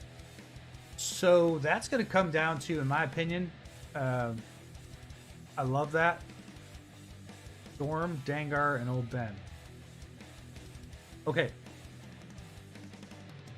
Maybe for a timeout team. The thing I like about Dengar is with the bounty hunters that he heals them like crazy. Storm Han has, if he's modded right, if you look at Clash videos, he's so hard, especially against the Geos. The Geos don't even dent him if he's modded right. But Storm Han, I love him even outside of his lead. Excuse me, he doesn't have to have a leadership. When he's got taunt up, he passes turn meter every time he gets hit. So for me, I think he's more usable where he's taunting and getting hit. So Old Ben probably isn't as viable in that situation. I mean, the defense is up. It'd have to be something we look at. I'm going to dump my Rex 5s and Echo team on defense to hard block them. They're all R2. I love it. Or I just sent the video to your Discord. Okay, if you want me to play it, let me know. I'm excited to get the Jawas. Pretty quick farm. You know, the gear crunch is simple. Once you get to G8, like anybody else, you got to lay stun guns in them. But keep in mind, Steven, if you're going to do the Jawas, want to do the Jawas, right? Look at my Jawas. Actually, let's get back on that. I want to finish this point. Squad order matters with everybody. Everybody. Get back on the Jawa in a second. I love the Jawas. But they have very few uses. I think I'm gonna find the Grievous. I found the Jawas for Geos. I found the secret recipe. Now I'm gonna find the secret sauce for Grievous. Oh, I know it's there. It may not be all Jawas. It may be droid mix. I'm thinking it's droid mix. I mean, how crazy would it be if Eth Koth was the answer? Eth Koth and Ugnaught are in their kits. It says they're good against droids. There's a few guys actually, but how crazy would that be if Jawas and those guys are droids and Jawas or something on that line was what was the Grievous killer, right? How pissed would Arnold be? All right, Jawas. Where are my Houtinis? I got a nice sound clip for the Jawas too. I can't get the damn thing to play for nothing. Can't get it to play. I can play it on my computer, but it won't play in the stream. Killing me. You know what it said? Over my dead body. Over my dead body. Alright, so the Jawas, I've talked about these guys before, but there's something I did recently. When I took out that 126k Geo team on the last stream, right? I clipped that and put it as a video. I couldn't help but clip it. I mean, that was such a great clip. But then when that happened to me today, when I was working on the Jawas and they were wearing me out, I couldn't kill the Geos, and they were, how were they? 98 2 relic. I'm like, how can I kill 126k? Now mind you, with the 126k, if they go after Scavenger, it doesn't work. If they stay away from Scavenger, it works like a charm. But these guys, there were 4 relics. So anyway, how is it that I can't get through them? So I was trying to figure that out, and that's what I came up with. But with the Jawas, notice they're 8, 12. When did I take Jawa up to 9? I did not mean to take Jawa or Dacha up to 9. Ever. When did I do that? I never meant to bring that up past 8. But anyway, Dacha, especially Jawa, I don't use him. I mean, I do, but half the time I throw Nest in there. That's really weird. But you'll notice I've got, I brought him up to G12, and ever since I brought him up to G12, let's see if we can find a Geo team. They'll probably make a liar out of me now. I have yet to have them target Scavenger ever since he's G12. Hit the back once. They turned on him, hit him one combo, and then screw this guy. He's too went the other way. But as for the gear crunch, it wasn't that bad at all. And I don't suggest taking him above G8. Like Urz, he did it because he loves the Jawas. I mean, that's part of his thing, right? And good for him. But I'm not investing that much in the Jawas because they only take out right now one team. And of course, we're not going to find a Geonosian team. Yeah, guys, I'm low in arena. I purposely stay around 1,000 because in my GAs, I might have to fight a tough team, and I'll go upward, and I might fight a team I'm not familiar with, and I'll go downward. Like when I was trying to find Grievuses that were 84k to try to figure out how to beat him in one shot, you won't find a Grievous at 84k around 500, but you'll find it around 12 to 1500.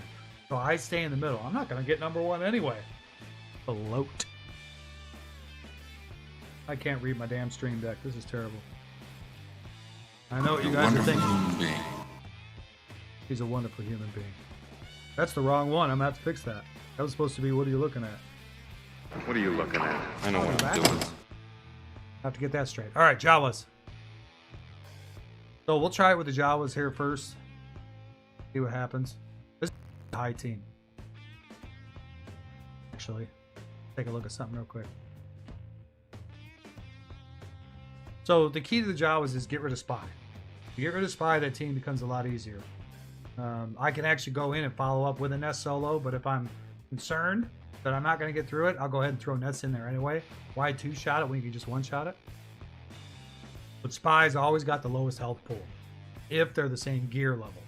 Like these guys are all G12 except for him. This guy's probably, I think that's Sunfok, so he's probably still higher than spy just because. Yeah, he's got 86,000. He's a tank. But if you look at spy, he's probably 56. No, lower than that. This guy's weak, 46, 47.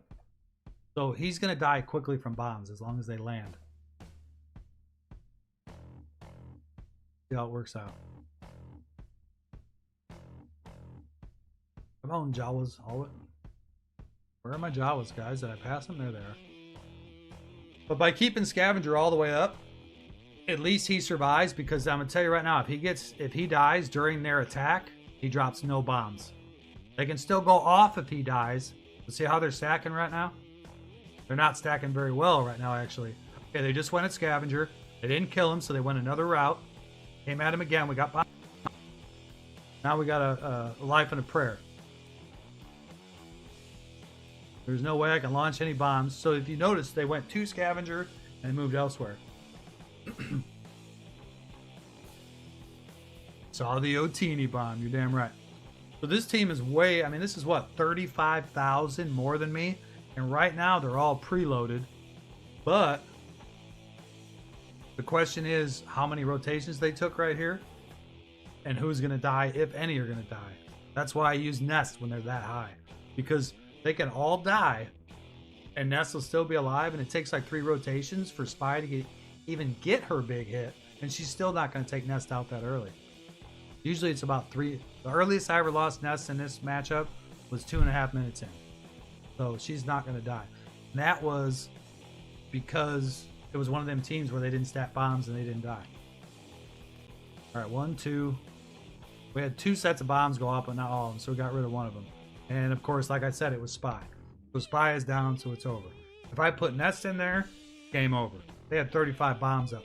At that level, for Alpha, I think I calculated I needed 14 bombs, depending on his health, give or take. And I had 35 up there. So it's just a matter of being able to keep him alive.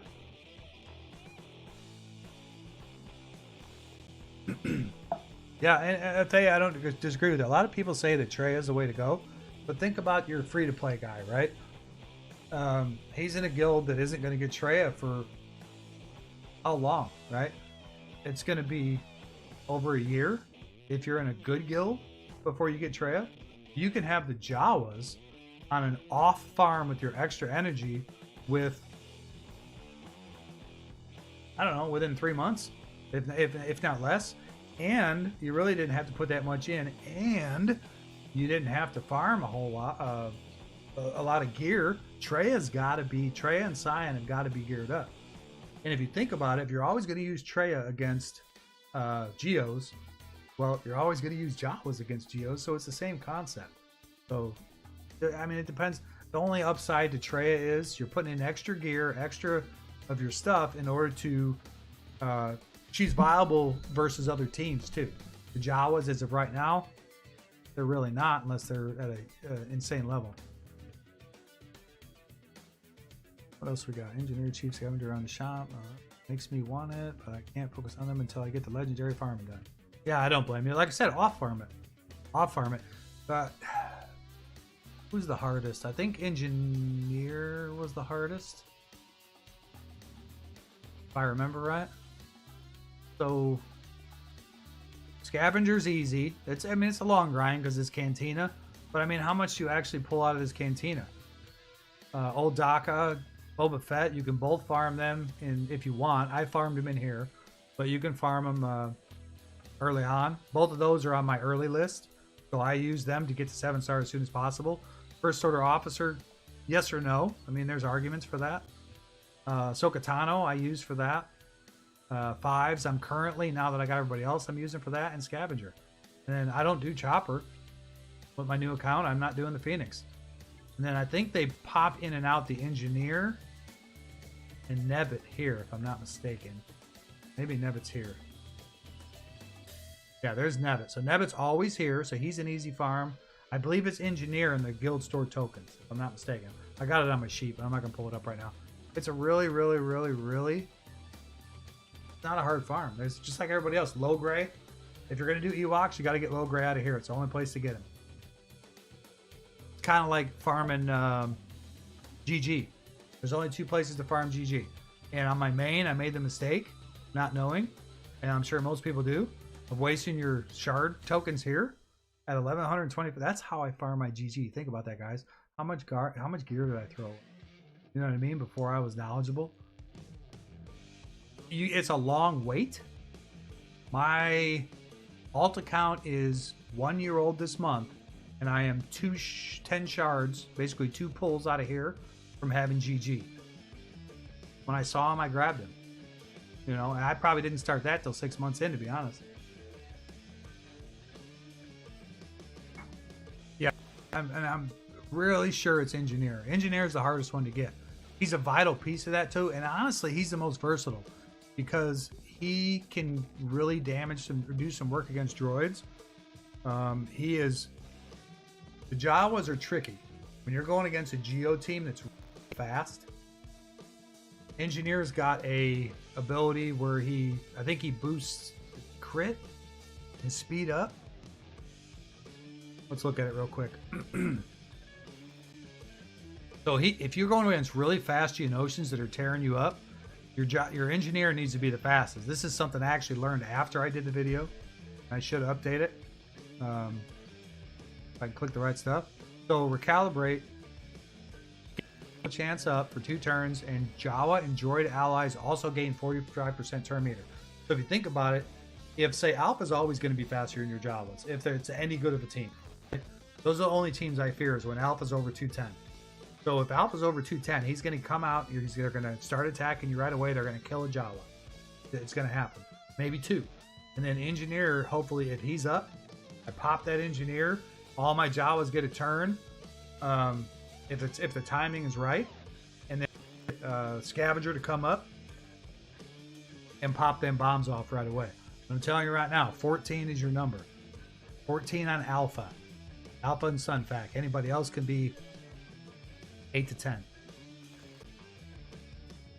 Yeah, much regret on the GG farm. Yeah, I wasted that. I kick myself in the ass every day. But I didn't know. I mean, nobody's out there telling us, you know, what's what. Oh my God, guys. We got 8 viewers and 10 likes. I'm having a good day. Knock on wood. Thank you, guys. I appreciate it. You guys are awesome. Okay. We kind of got sidetracked there. Let's go back to the 3v.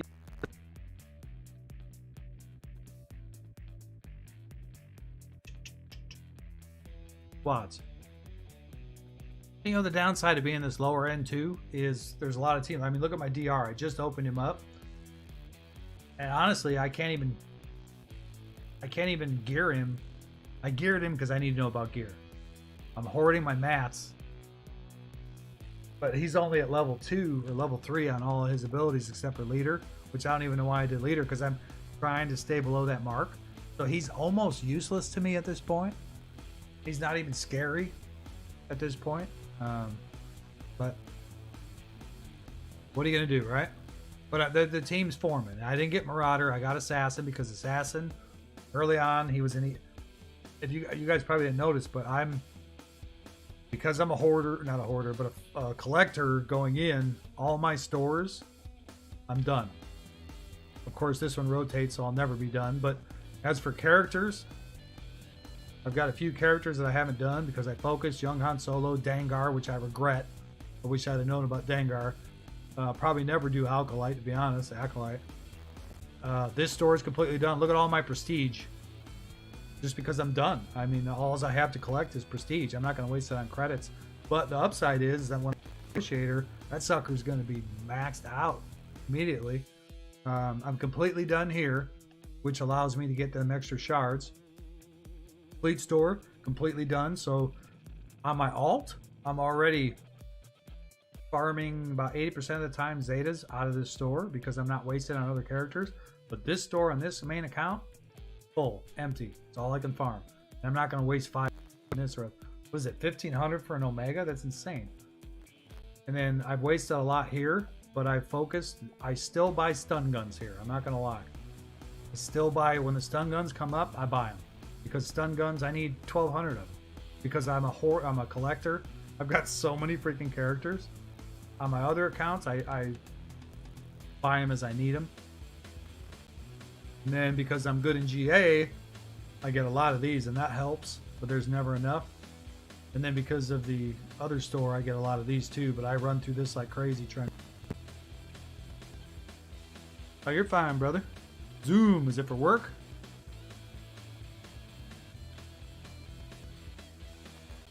All right, squads, 3v3. Focus, Mort. Focus. So much information.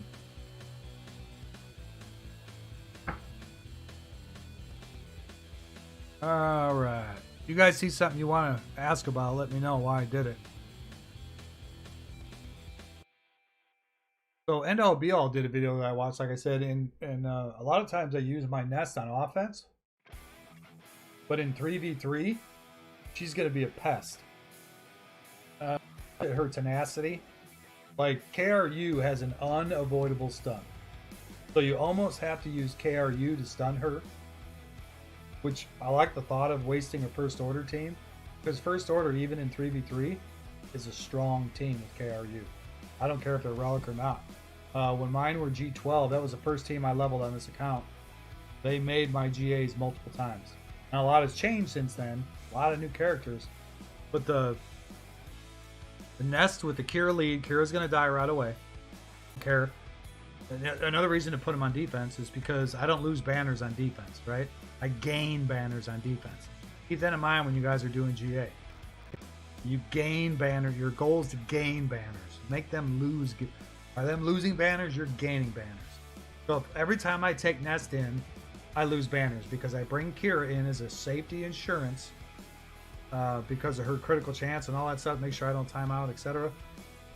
Yoda always dies because eventually they either AoE him or he comes out of stealth and they take him down. But when he drops, like this combo, Kira's leadership is maxed out. She's very low level. All her other stuff sucks. I don't need her for anything else. I just need her leadership. It doesn't go into the next match, unfortunately, but that's okay. Nest is still a pest on her own. And a lot of people don't know how to play her. Damn, it's pretty easy, but most people don't understand the mechanic. Hermit Yoda drops Master's Training on Nest. He dies, so it OPs her, and she's really hard to take down. So you got to bring in a particular team or be skilled or know what you're doing in order to beat her. If I bring him on offense, I lose multiple banners from the deaths of the other two, because I guarantee you I've never had, let alone both, make it through a match, and I typically take them in 3v5. Master Yoda even against the Ewoks, because the AoE has never made it through. This team I got a lot of high hopes for, but their health pool sucks. Finn and the two vets.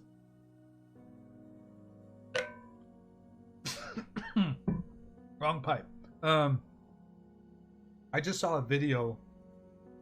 Finn Lead is making a comeback, and I need to look into this. Finn Lead is actually taking out bugs and making it look stupid easy. I believe it was the vets. I don't remember who the other two were. I just saw it real quick, but it was really cool. Just watching Bug's health pool drop, and the one video I watched, it never took a turn. It was freaking crazy. I mean, it blew my mind. So while I'm hopeful that Finn has, but I hate the resistance, that there's another one that can take the Geos down. I hate the thought of it because I'm a Geos guy. 11 likes. God, I love you guys. But the reason I like this team is all three of these guys stun. Finn stuns on his third ability, and I believe, I don't remember offhand, but all three of these guys have a stun. This is actually the team in 5v5 with Nest that I use. These three, JTR and Nest, to mass stun Malik.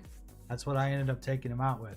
Wasn't easy, but you figure that's a gear 8, gear 8, gear 8. Nest, I'm not sure that Nest was actually needed, and then a Gear 8 JTR. So that worked, and it blows my mind, right? And granted, you took 5 guys to do it, but there are 5 guys that I never used. But it's a straight stun team. The only downside is my guys aren't fast enough. I need their potency a little bit higher, so I haven't worked on them. But I like this team for a specific reason. If I need to, maybe if it's a low tenacity Nest and I need to take her out. The other part of that too is if I put them with JTR, no, they don't have to be with anybody.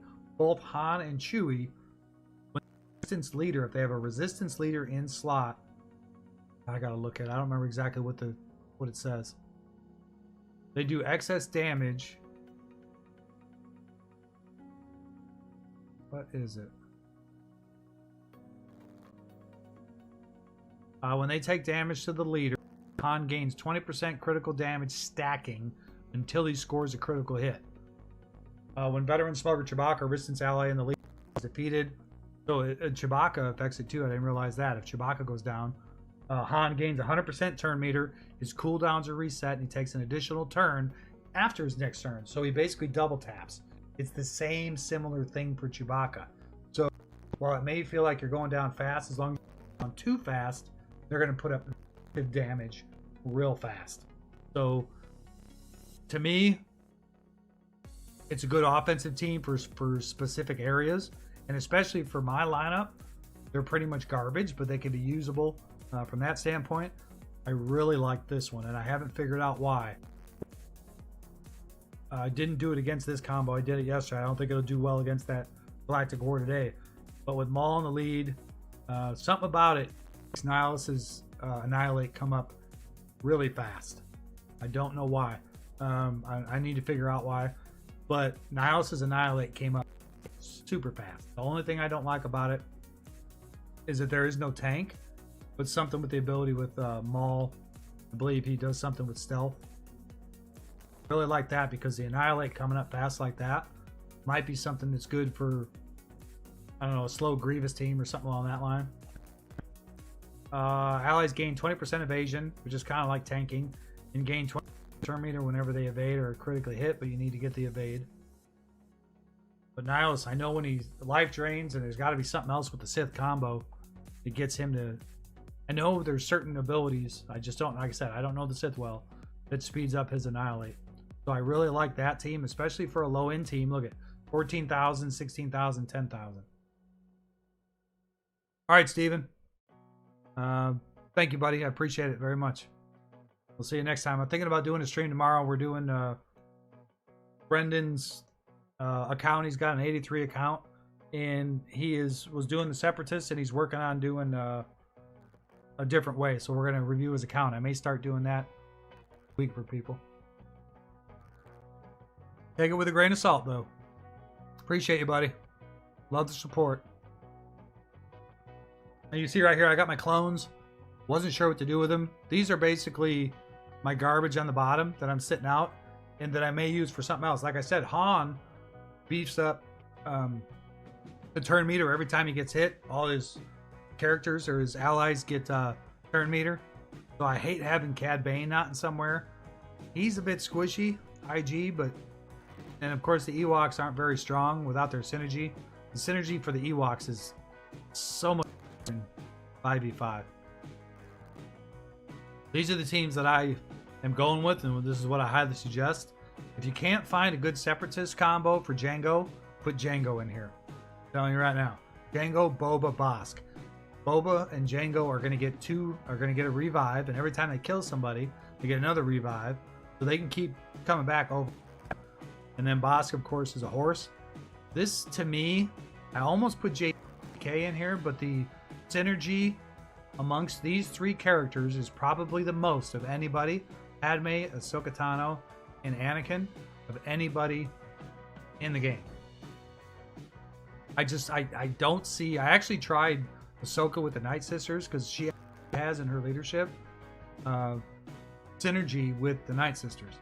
So I tried that, and it actually didn't do too bad, but for the trade-off was way too much. The bugs, I totally forgot somebody asked me this question. So for the bugs, Brute Alpha, obviously, eat all this, right? Spy, to me, is almost a must. Soldier's the one that's a trade-off. Now, Soldier has an assist. Now, with his assist, when you're in a Geonosian squad, you can call who you want to call. Me, personally, I would either call Brute or Spy. You could potentially Alpha if you got high crit. Brute hits like a truck. In this combo, though, like Soldier, when I normally 5v5, I call Poggle because I want Poggle to lay ability block. There's no way Poggle is going to make it in this combo in 3v3. He's the one man out. Don't ever put Poggle in this combo unless you absolutely need an ability block against somebody that you're playing. The only trade-off here for me is Soldier or Sunfalk. It's got them too, depending on what you're doing. For me, if I go on defense, I want Sunfalk because that gives me 2 tanks. It gives me Brute, it gives me Sunfalk. And a tremendous health pool. But again, don't lay them with Treya or Jawas if you're under threat.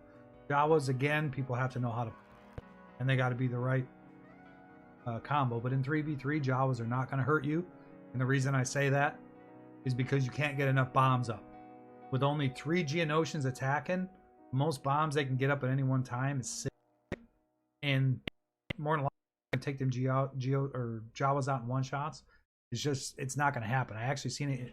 I was trying to tell a guy before he went in TW this morning, don't do it because they're not going to get the bombs off. And sure enough, he failed with a Jawa team that would normally beat a Geo. But the Geo team was preloaded, but there was 2 guys missing. He got wiped. It ain't going to work. In order for the Jawas to work, you have to have all Geos attacking. If the Jawas could work against any team, like Padme, if they could lay, if they assisted every time, but they don't. Geonosians assist every single time. The only time they don't is when they're dazed or stunned. The Jawas are not going to work in 3v3. Don't fear the Jawas in 3v3. You do want to fear Treya. For offense, I do recommend Soldier, Geonosian Spy, and Alpha. That's where you're going to get the majority of your output. Unless there's a particular team that's a lot stronger where you need a bigger health pool. But this is the team that you're going to want to go with. So sorry I didn't answer that earlier. I got off track. Who else we got? So this is the one that I really struggled with was Grievous. Because Grievous needs... Hey Andrew, welcome back, brother. You just missed my Jawa advice. Back it up about 2 minutes and put it on 1.5 speed. That's what I do every time I watch a video. What I just missed. But it sucks because you want to be there live. Grievous. So the one thing that I'm not going to exchange is B1. B1 to me is vital to this. And I know people look at it from a different output, but especially in 3v3, for me, the way I see it is his heal is super vital. Now GG gets faster and faster per droid death, right? That's the way I understand it anyway. I know he gets faster. His health determines his power. But correct me if I'm wrong, guys. I believe he also boosts. Is it only speed that GG boosts from? Is his speed? And his health is always. I think he hits harder when droids go down, if I'm not mistaken. But anyway, I struggle with what droids to put in there, and most of your droids are separatists, except for IG from the bounty hunters. But he's so damn squishy. If I'm going to use him, it's going to be to speed up GG. But I figured BB-8, at least, if you get lucky and get some good RNG, he gets a foresight ability. He can throw up a tank in certain situations, which will keep him off of B1. Now, my B1 is Zeta. I totally recommend that Zeta. Oh my god. It doubles his lifespan. He goes from 50 stacks to 100. And keep in mind, every turn he gets 3 new stacks. And then I think they removed 2 else. There's some other stuff to go with him.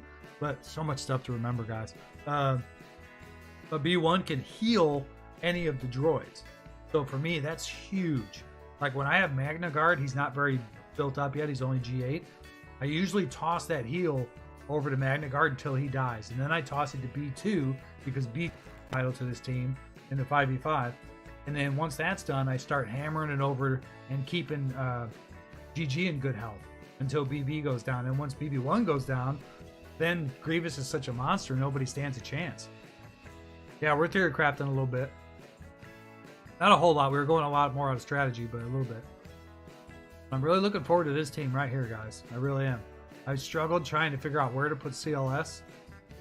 Really looking forward to that.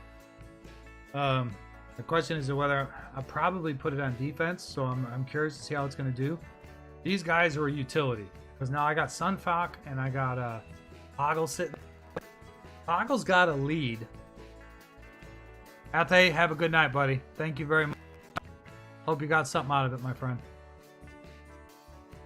Separatist allies have 30% offense. Droid allies recover 10% health whenever they attack out of turn or damage a target locked enemy. So you're gonna want to bring in target lock droids. And a lot of these droids target lock. So it's almost like transitioning the droids from a superpower GG to a low end Poggle lead. But I didn't find a combo that I liked even at G12. And I like the thought of having Poggle and Sunfac at G12 because it's in my lineup. I'm trying to remember, there was one combo where they ended up getting a win in one of my days, but overall it didn't work. This team doesn't really work, so I just kind of got him sitting there. And because she's a separatist, I threw her in there. So don't really pay attention to that lineup. It's one of them things like Thrawn. I've got Thrawn right here. I'm going to utilize him probably somewhere else to take something special down. Thinking what we could practice here. Tarkin's pretty fast. Let's try this Tarkin on that Galactic War.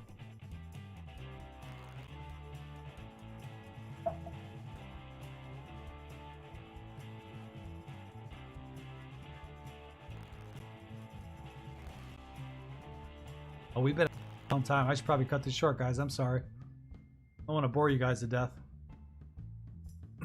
We do this 2 times. Caught up. Attaboy. So I don't normally talk that fast, so you can get away with it. Some of these guys are you can't even hear them sometimes when they're gabbering at 1x speed. All right, so let's try and see how this works out. I'm trying to remember. I did try this. Actually, I tried this combo with this one. I did this the last 2 days, but the first night, about 5 battles in, I killed that first order in 1 shot with Anakin, and I was like, "Are you kidding me?" Ruined my practic. Can't even talk now. Session. That lemonade. You get to me. Alright, so it to death. Now this works well for me because my Tarkin's like 225. My Vader gets a major speed boost from the lead. So this has a 50% chance to stagger spell off on the primary target. I don't have primary right now. And then it also boosts troopers, which I don't want. Right here, our abilities gain critical chance up and critical damage up. Alright. And then Stark gains turn meter for every Empire ally. So this is the one I'm going to want to utilize right off the bat. This is an ability too because it can inflict defense down if they're already debuffed and damage. But this one's more important. Right? Lay that up. Now look at this. Vader's about to, on his next turn, going to have that saber. I'm going to review. See, everybody's got high turn meter right now. I got a lot of tenacity up, though. At work, but I'm going to try to remove that turn meter. Yeah, didn't get much of it. That's what I'm worried about with them debuffs. Vader and them damn debuffs. And Boba Fett is so dangerous. We could be learning something right now. We take Boba, Vader, and I need another debuffer in here and try seeing if we can same thing back at him. Anyway, you can see how buffed up they are and debuffed right now. That could be a good combo for the right team. Let's take a combination. Actually, as I'm watching this, Boba Fett and them debuffs. I don't think I'd ever pull Boba Fett out of the Bounty Hunter squad, but in the right scenario. Who else could we throw in there? Maybe short just to keep him up? I don't know.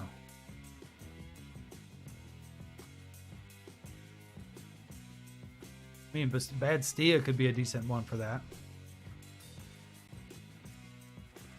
I don't know, Andrew. I have not gone into mine yet. I'm guessing In Division 3, it's 7. I think they're going to do 2 up top, 2, 2, 2, 2, 1. Because looking through my lineup, as I'm like, man, if they go, I'm going to have one spare team. Even amongst all those teams. I mean, that's... I mean, I got tons of extras, but in 5v5, tons of extra teams. And in 3v3, here's a 3v3. You don't be super efficient. The more efficient you are, the better you are. But most people that you play are going to be as ignorant as you and I as to how those combinations are going to work and the synergies and everything else, right? And that's what makes this unique. Don't worry if you haven't got through it on the first attempt. And especially so if you've got a team that you know you cannot take down in one shot. Here's a clue. Take down the leader, right? Because when they come in, you to go to take that second attempt, they no longer have a leader ability. That now weakens their team. Okay? So if I'm going after, let's say, the Brute Alpha is a bad example. Let's say I need to go in after Padme, Anakin, and Ahsoka. And I can get a Padme down, which again it's a hard example because she's hard to take down. But if you can get her down, those two, they're not useless, and they're a heck of a lot easier to take down. I'm sure you guys get what I'm saying. So if you've got to take multiple shots, I do it in 5v5. Like when I ran into that DR team I knew I couldn't beat, it took me 6 teams to take them down because I never played a DR team before, but I did it, and I would have won that GA if I would have done it in the right order. But in multiple GAs before that, like GG, other than that bounty hunter that I beat that GG with the bounty hunters that one time, I've always had to 2-shot him, so I had to plan for that. But in 3v3, I guarantee 80% of your GAs, you're not going to pull clear in one shot. It's just, until you get the experience and you understand what's going on, it's not going to happen. So don't sweat the small stuff. Just do it as efficiently as you can. Aim for the tough teams, 2 shots. Unless you've got an obvious counter. If anybody's in 3, I'd love to know. Actually, let's find out right now. I'm going to ask my guild, whoever's in Division 3, what division are you guys in?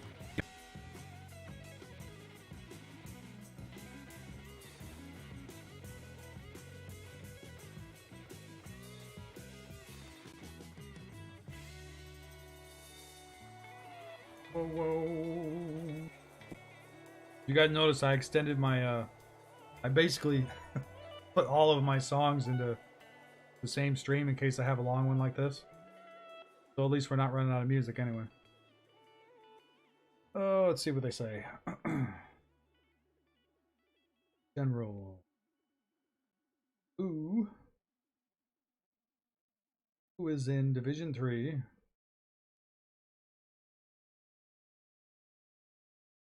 Signed up already.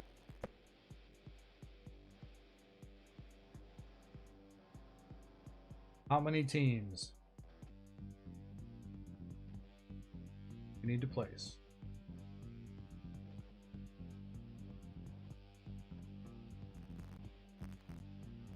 Fat thumbs. All right, let's see if they come. I don't know. What else you guys got? You guys got any ideas? 9 in the battalion sitting here right now. We can have some what we're gonna do. Again, I cannot stress Thrawn, right? In GBA, I see a lot of people talking about putting GBA with different teams. If you're insistent on putting GBA on defense, there's probably a good combo. But the minute you break them Geonosians, I mean, everybody remembers the Geonosians were crap. They were absolute garbage other than their ships before Alpha came along. So I cannot see breaking him up. At least he's useful on offense if they've got Traya on the other side. I cannot see taking Alpha in a 3v3. Honestly, I can't see taking him out of a 5v5. I don't see it. And maybe it's just me. If you guys see it, let me know. But I don't see it. This is the one I struggled with, was Rey Jedi training. So she did pretty well in a couple of fights I did, actually really well. with C3PO, R2, and RJT. Did really well, and then I ran into one battle that I got actually absolutely smoked because they took RJT out pretty quick. But I really wanted to try this C3PO because C3PO actually boosts the Ewoks. So to me, the value I got of C3PO to put him on the Ewoks in 3v3 in particular was more because now I've created another team, 53k team, and then I've got a, where's the other one? Where you at? And a 51k team right here. So a lot of people look at the GP and that's the first thing I look at. Oh, that's scary. But when I look at this team with the Geonosians and Asajj, it's really not that scary. It's probably 55. Oh my god. So many teams, guys. The one thing I hate about 3v3, too many damn teams. 54,000. That team probably plays like a 45,000. So if I need to take a lower end team, that's what I'll do.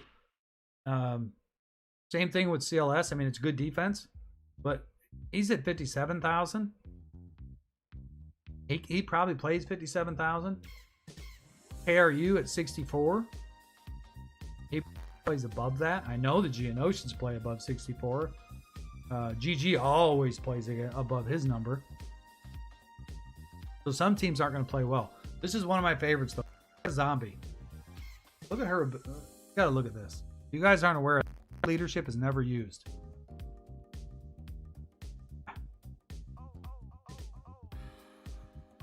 %50 health. Okay. Now you might say to yourself, okay, 50% health is pretty good. That's pretty good. 50% defense, that's pretty good. But if you realize, are you really in Division 12? That's great. Oh crap! You know what? I'm gonna miss on my test account by about 4 days. I'll be able to get in the second round though, I think.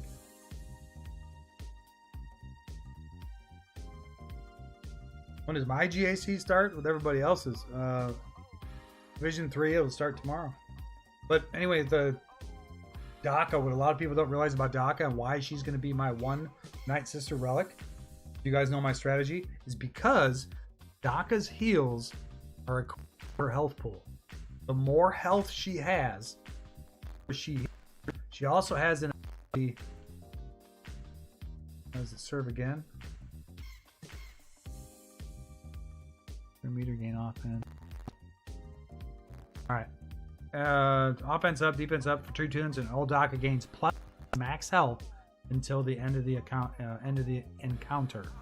So when another ally is revived while old Daka is alive, the revived ally gains 20% turn meter. Daka stacks plus 10 max health. Now, pay attention to that, guys. Plus 10 max health. It limited like a lot of characters do. Like they might be limited to 3 stacks. She can get 1,000,000 health of that fight for 2 hours. I mean, seriously, think about it. Every time that somebody dies, she stacks 10% more.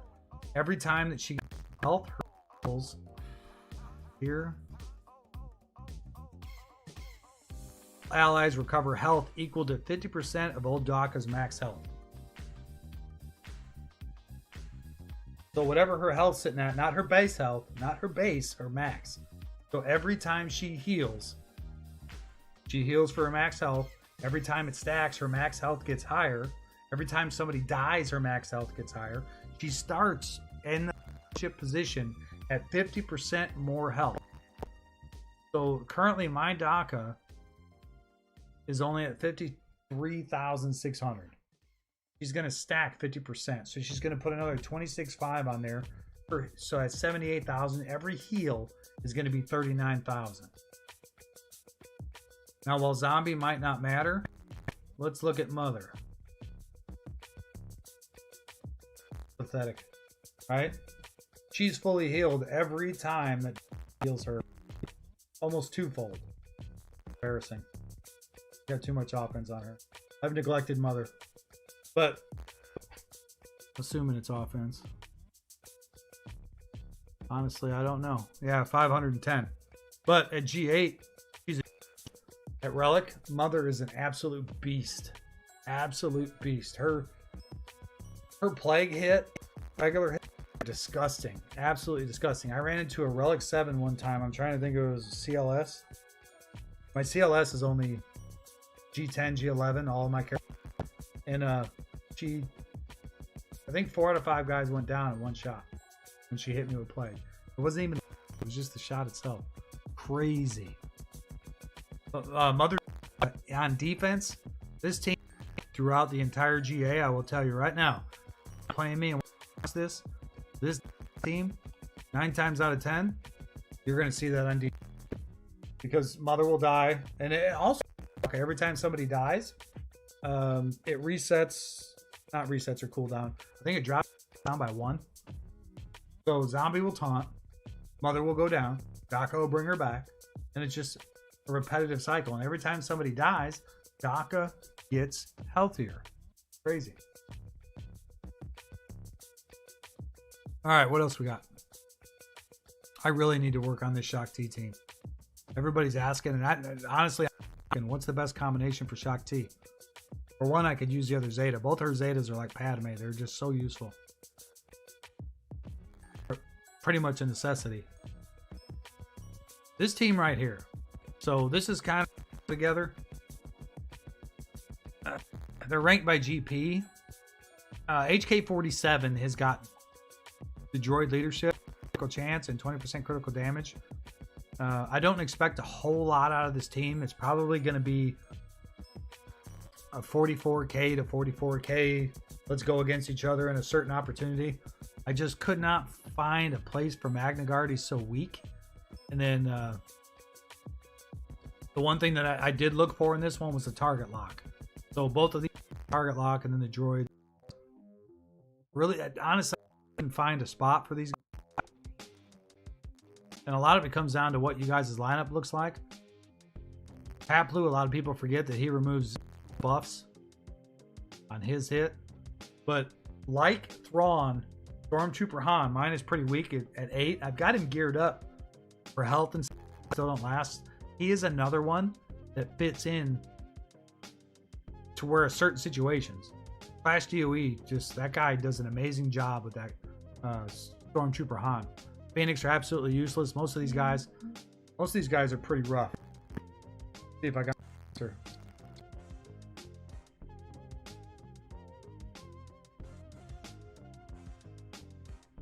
Oh, they don't tell you after you sign up. That sucks.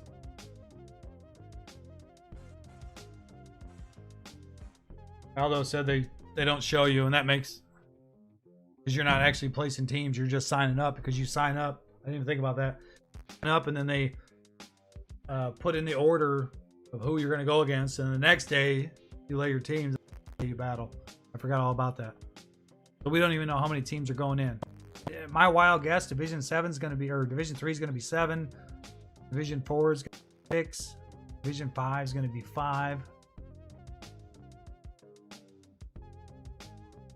Division 6, that's what I'm going into right now. Will probably be 4 or 5. And I know, I don't know. 3v3, that's pretty tough. I'm pretty much spitting it out right now, guys. I have no idea. Anyway, that's let me see if I got any other notes to throw at you guys. Check out that creator vid that I told you guys about. That was pretty cool. If anything, go to, I think it's like 720. That's where the guy commented about me, and that I was super stoked, super stoked about that. I couldn't believe that. That was amazing. You guys want me to just play it? Just say so before we wrap this up. Don't forget leader ability. You don't necessarily need one. Obviously, it helps. Take out the leader if you're going to be taking a 2-shot. If you know that you're not going to get through it, take out the leader. That's not always the case. You might want to take out the debuffer or whatever else, but most of the time, the leader is the one you're going to want to take out. Just about it. Thrawn is great because his fraction shuts everybody. My own handwriting. Synergy. Obviously, Ewoks, Night Sisters. We lost our. Must have been a long stream.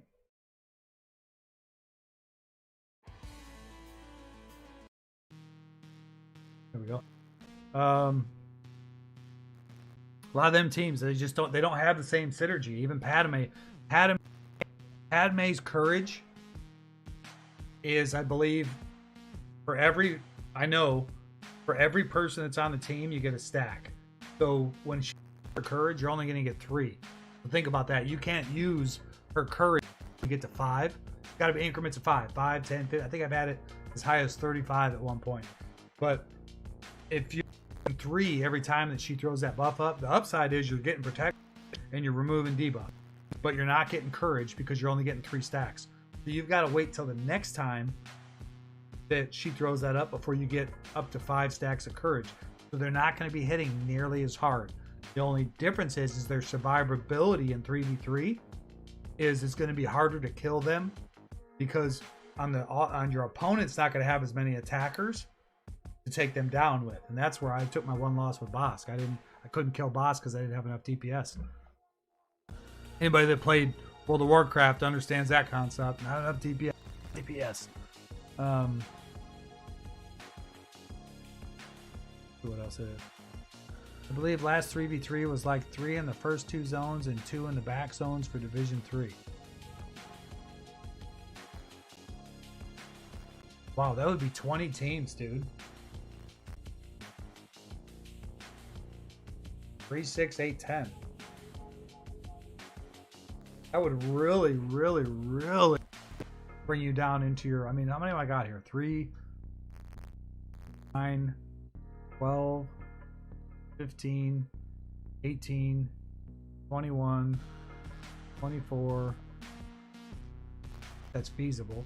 I got 24 for actually viable teams. Is my music out to you guys?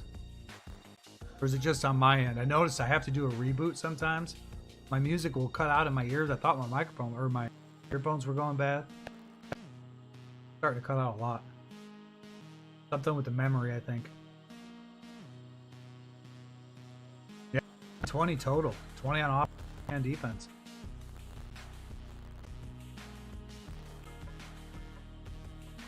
You know, I'm almost positive you're right about 3 being in at least one area, which would make 9 and 18. That could be. Because as I was doing that countdown a minute ago and I got to Division 5, and I'm like, nah, they couldn't 4. That makes no sense. It's not cut. I wonder why it's doing it on my end. I'm cutting out about everything.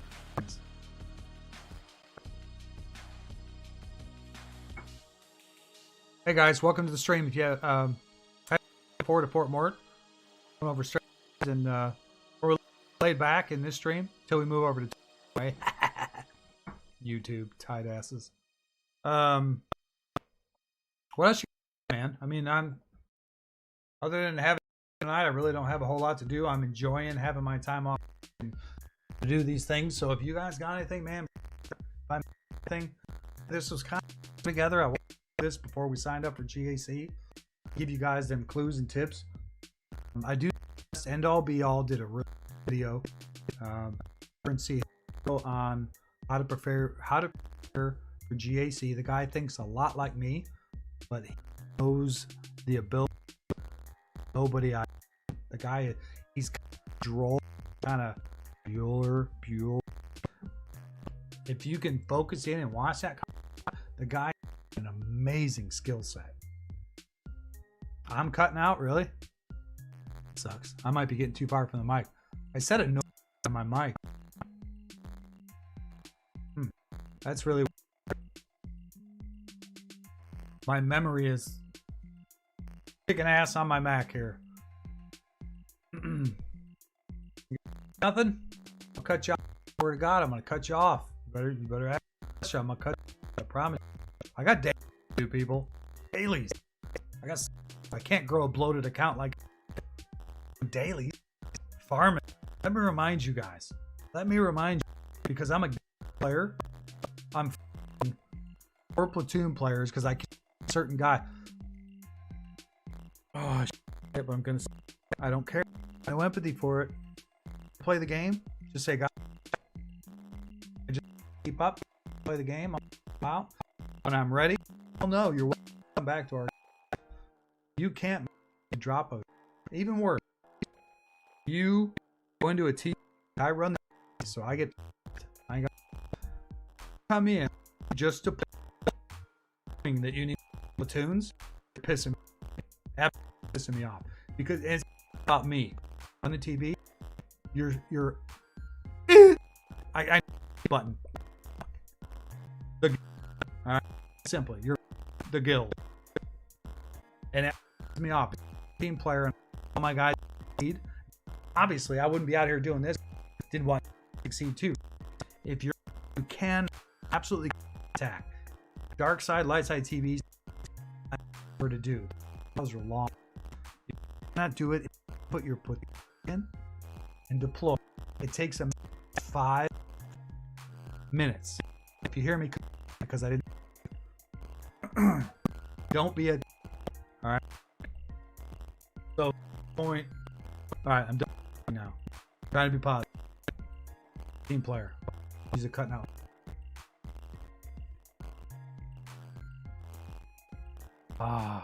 Hang on.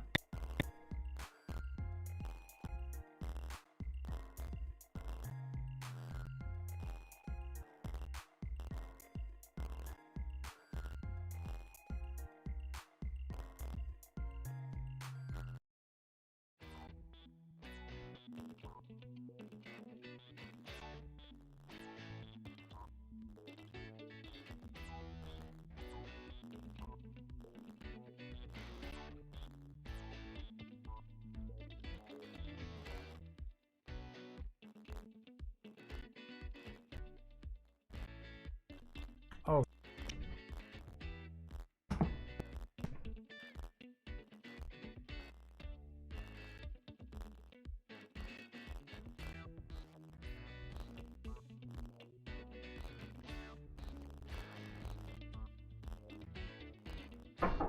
Ready.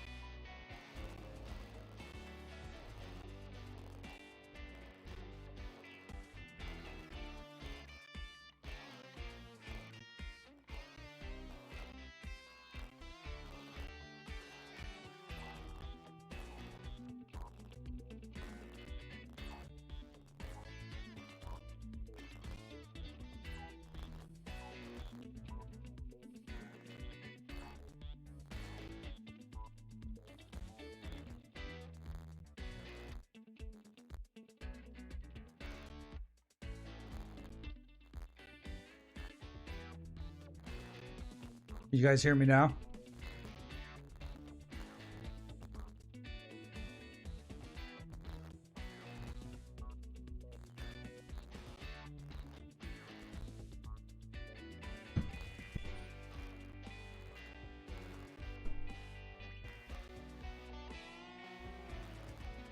You hear me now? I think I'm be too late.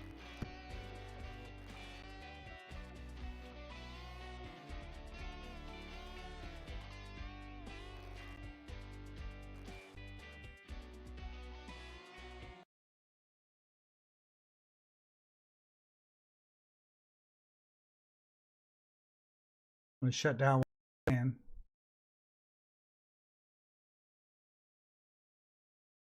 All right. Let me know if it's back out again, guys. I didn't realize. I totally forgot. I've got a really cool dock. Unfortunately, for a Mac, you've only got USB-C ports, and the dock that I got is really cool, but it can't get the charge. Ah, come on.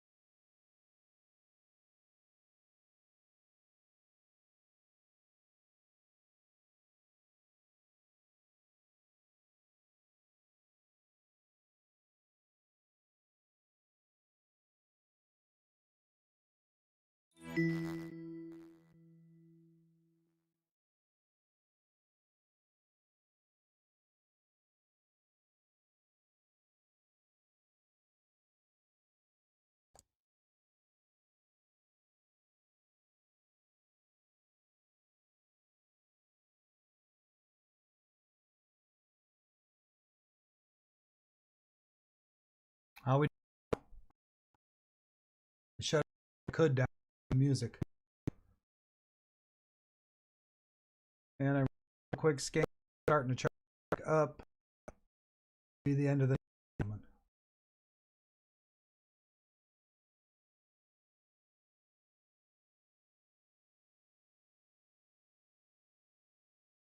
All right, keeps cutting out. Please let me know. We'll call it for the night, guys.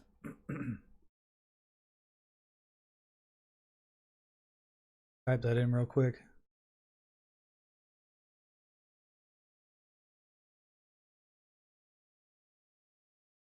Unfortunately, we got the 30-second lag. I'll talk a little slower so everybody can understand.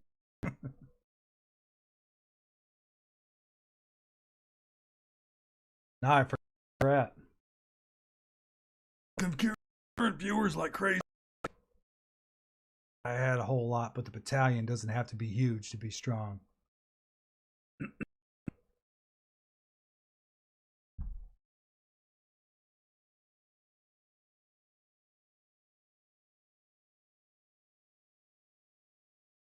Quick.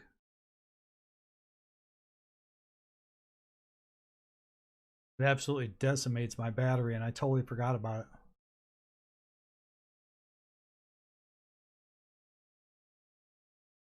So it says we've been on 3 hours and 15 minutes. Apparently YouTube has a limit of 4 hours and 14, looks like.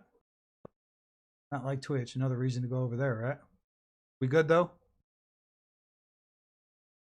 Hoping. I forgot what, I literally had to run as fast as I could to go get the cord. I was letting my wife.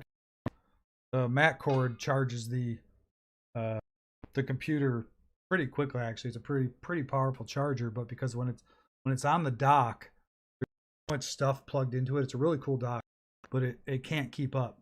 When I run my editing software at the same time I'm doing other things, I probably got about 2 to 3 hours. I totally forgot. Didn't realize it's all this stuff that's running. Like Chrome eats the battery like really bad. It takes up a lot of memory, so it really eats it a lot. So I got to remember every time when I stream now, I need to plug this charger in. It's got one port where the that charger charges just the computer, and then the dock will charge everything else and run everything else.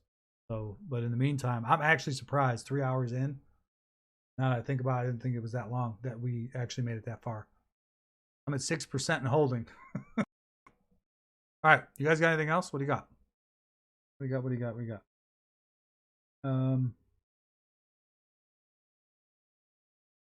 Keep in mind in 3v3, and like End All Be All talked about this, your synergy isn't as important. I mean, it is, but there are certain things like light side and dark side can cross paths. And I'm trying to think of an example. Like I said, I'm learning a lot of this too. I'm hoping to learn from you guys and continue the success as the battalion grows.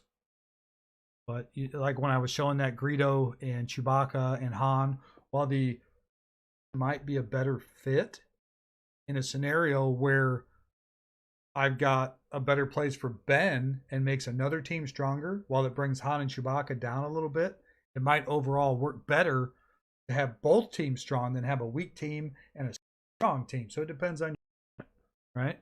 So I can cross dark side. I can put scoundrels with them. And if you look at, what's his name? Clash DOE, who loves his scoundrels. Scoundrels don't only include Kira and the rest of them. You're talking about every single bounty hunter, you know? Or a Sing's got really, she's probably got the quickest to contract ability. I don't have her, but I'm aware of it because of what I watch from other people's content. So there's so many variables that go along with it. And then Ewoks, like I said earlier, Ewoks, Knights, all them, their synergy, Ewoks aren't really good anyway, but when you take them down to 3, terrible. And that's another reason why I threw I could not find a good viable spot for C3PO that made it a power team. So instead, I made a crap team into a viable team. So that's why I put C3PO on that squad right there, and it'll be usable against some teams. I mean, KRU, they are a good counter to KRU in a 5v5. It may still be 3v3 with C3PO. You know, if you put confused on KRU, you never know. And then Wampa, while he can solo a lot of stuff, I was like, I got no use for Akbar. Use for a G8 Leia Organa, so maybe I'll throw it in there. I may solo, but in the meantime, if I don't need the banners, this route. I got a heal for him. I've got mass AoE from Leia. I've got a bunch of different things that can go with it. That's about all I got for tonight, guys. You guys are pretty quiet. Must be getting tired. I know it's been a long stream, but it's well past dinner time. I got dailies to do, so if you guys don't have anything, I'm going to call it quits. Again, I'm going to get a hold of Brendan. I'm planning on doing it'll probably be a pretty small stream, but I'm going to bring him. I'm not sure if he's coming video or if he's coming just audio, but I'm going to have him for my first audio, another person, and I'm thinking that once a week, maybe we'll go ahead and maybe do something where I get every list, or maybe we'll already order somehow and go over and look over their accounts and see where they're at, where they need to go. Mithu, thank you, buddy. I appreciate it. Again, you guys already know because I posted at least 3 times a stream. You guys are awesome. You guys got any video ideas? Other than that, that's all I got. Sorry that the music cut off. It's probably about time my computer said, F you, dude. I'm done. So next time I plug go. Thank you, guys. Have a good night.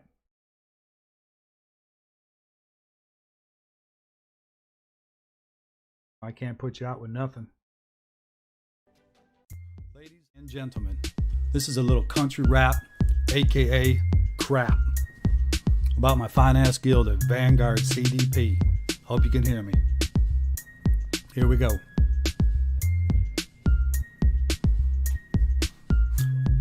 From the outside, it don't look like much, but we ain't sitting around playing double dutch. We're a top-notch crew with nothing to do. Thanks a lot, CG. We blame you. Back to my guild at CDP. Here's a list of ROGs. Guild leader J-Do, leading the weight. Oh, thought you should know your daddy runs the show. Then there's Dan giving his old lady the boot. She ain't logging in and getting that loot. Still got his head, but chivalry is dead. I'm on your side and staying for the ride. Drifter, he's a level head. Without him, this guild is dead. I did see his Vader, the guild had a hater. Don't mess with the hockey coach. Trigger finger bookem ain't so cool. Blowing off the top, always going old school. Don't do it right, he'll speak his mind, so you better watch out and stay in line. Hockey stick in one hand, saber in the other. Go ahead, fool, say something about his mother.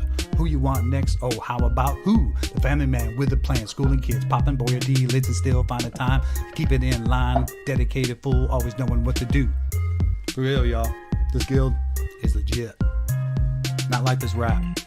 Lucker later quiet, but growing fast. Night Fury, he's a badass. Icebox showing up when he's called. All those great, pretty sure he's bald. Zildjian silent stalker, Judge, he's my fucker. Ollie makes sense, Claus' defense. Old Mike, what's the time? Kobe keeping them in line. Big Bear, bet he's got a hairy derriere. Wait, how about Mort? Oh wait, that's me. Let's see. They think I'm imbalanced and I talk too much, but we ain't getting no stars without my punch. Content creator unlike CG, trying to offer support to my OGs. I'm a spreadsheet guy, a geek with numbers. I love to teach, but cross me out, make your mind better move on. Gyrus knows best, fakey as his name suggests. SWGOH could use a name's a confuser. Fedicon blowing mine, Sauce broke the mold, Silver got gold. Obi got mind tricks, SWGOH cracking them whips, starboard off the ball. Kids with the biggest balls of them all. Meow meow, the silent kitten, stab. He's always hitting. Slick that scoundrel, rain former council. Cut up so rad, he makes his dad look bad. Freaky, what a lad. Gear whooping ass, real bringing class. JD, would it be 2.2 GP, baby? Connor with honor, Judge laying law. Baller when we call, Ash on the ball. Axel torquing foes, Connor breaking toes. Corey fooling gear and bringing up the rear. New cadets doing best, conduit, or is it conduit? Fallen lacer, his shoes untied. Odin 2 new, layer you 2. When I say flaccid, I mean snake. Yeah, that's his name. We miss you, man. Get back to this game. If you're looking for a generous family-made guild, 13 geostars and continuing to build. We don't discriminate, heavy donate. We're not that serious. If you don't see potential, you may be delirious. Look us up at Vanguard CDP. Talk to the boss, don't look at me. Drifter's the man, he approves the clan. I just crapped out. Peace. Shut up and sit down.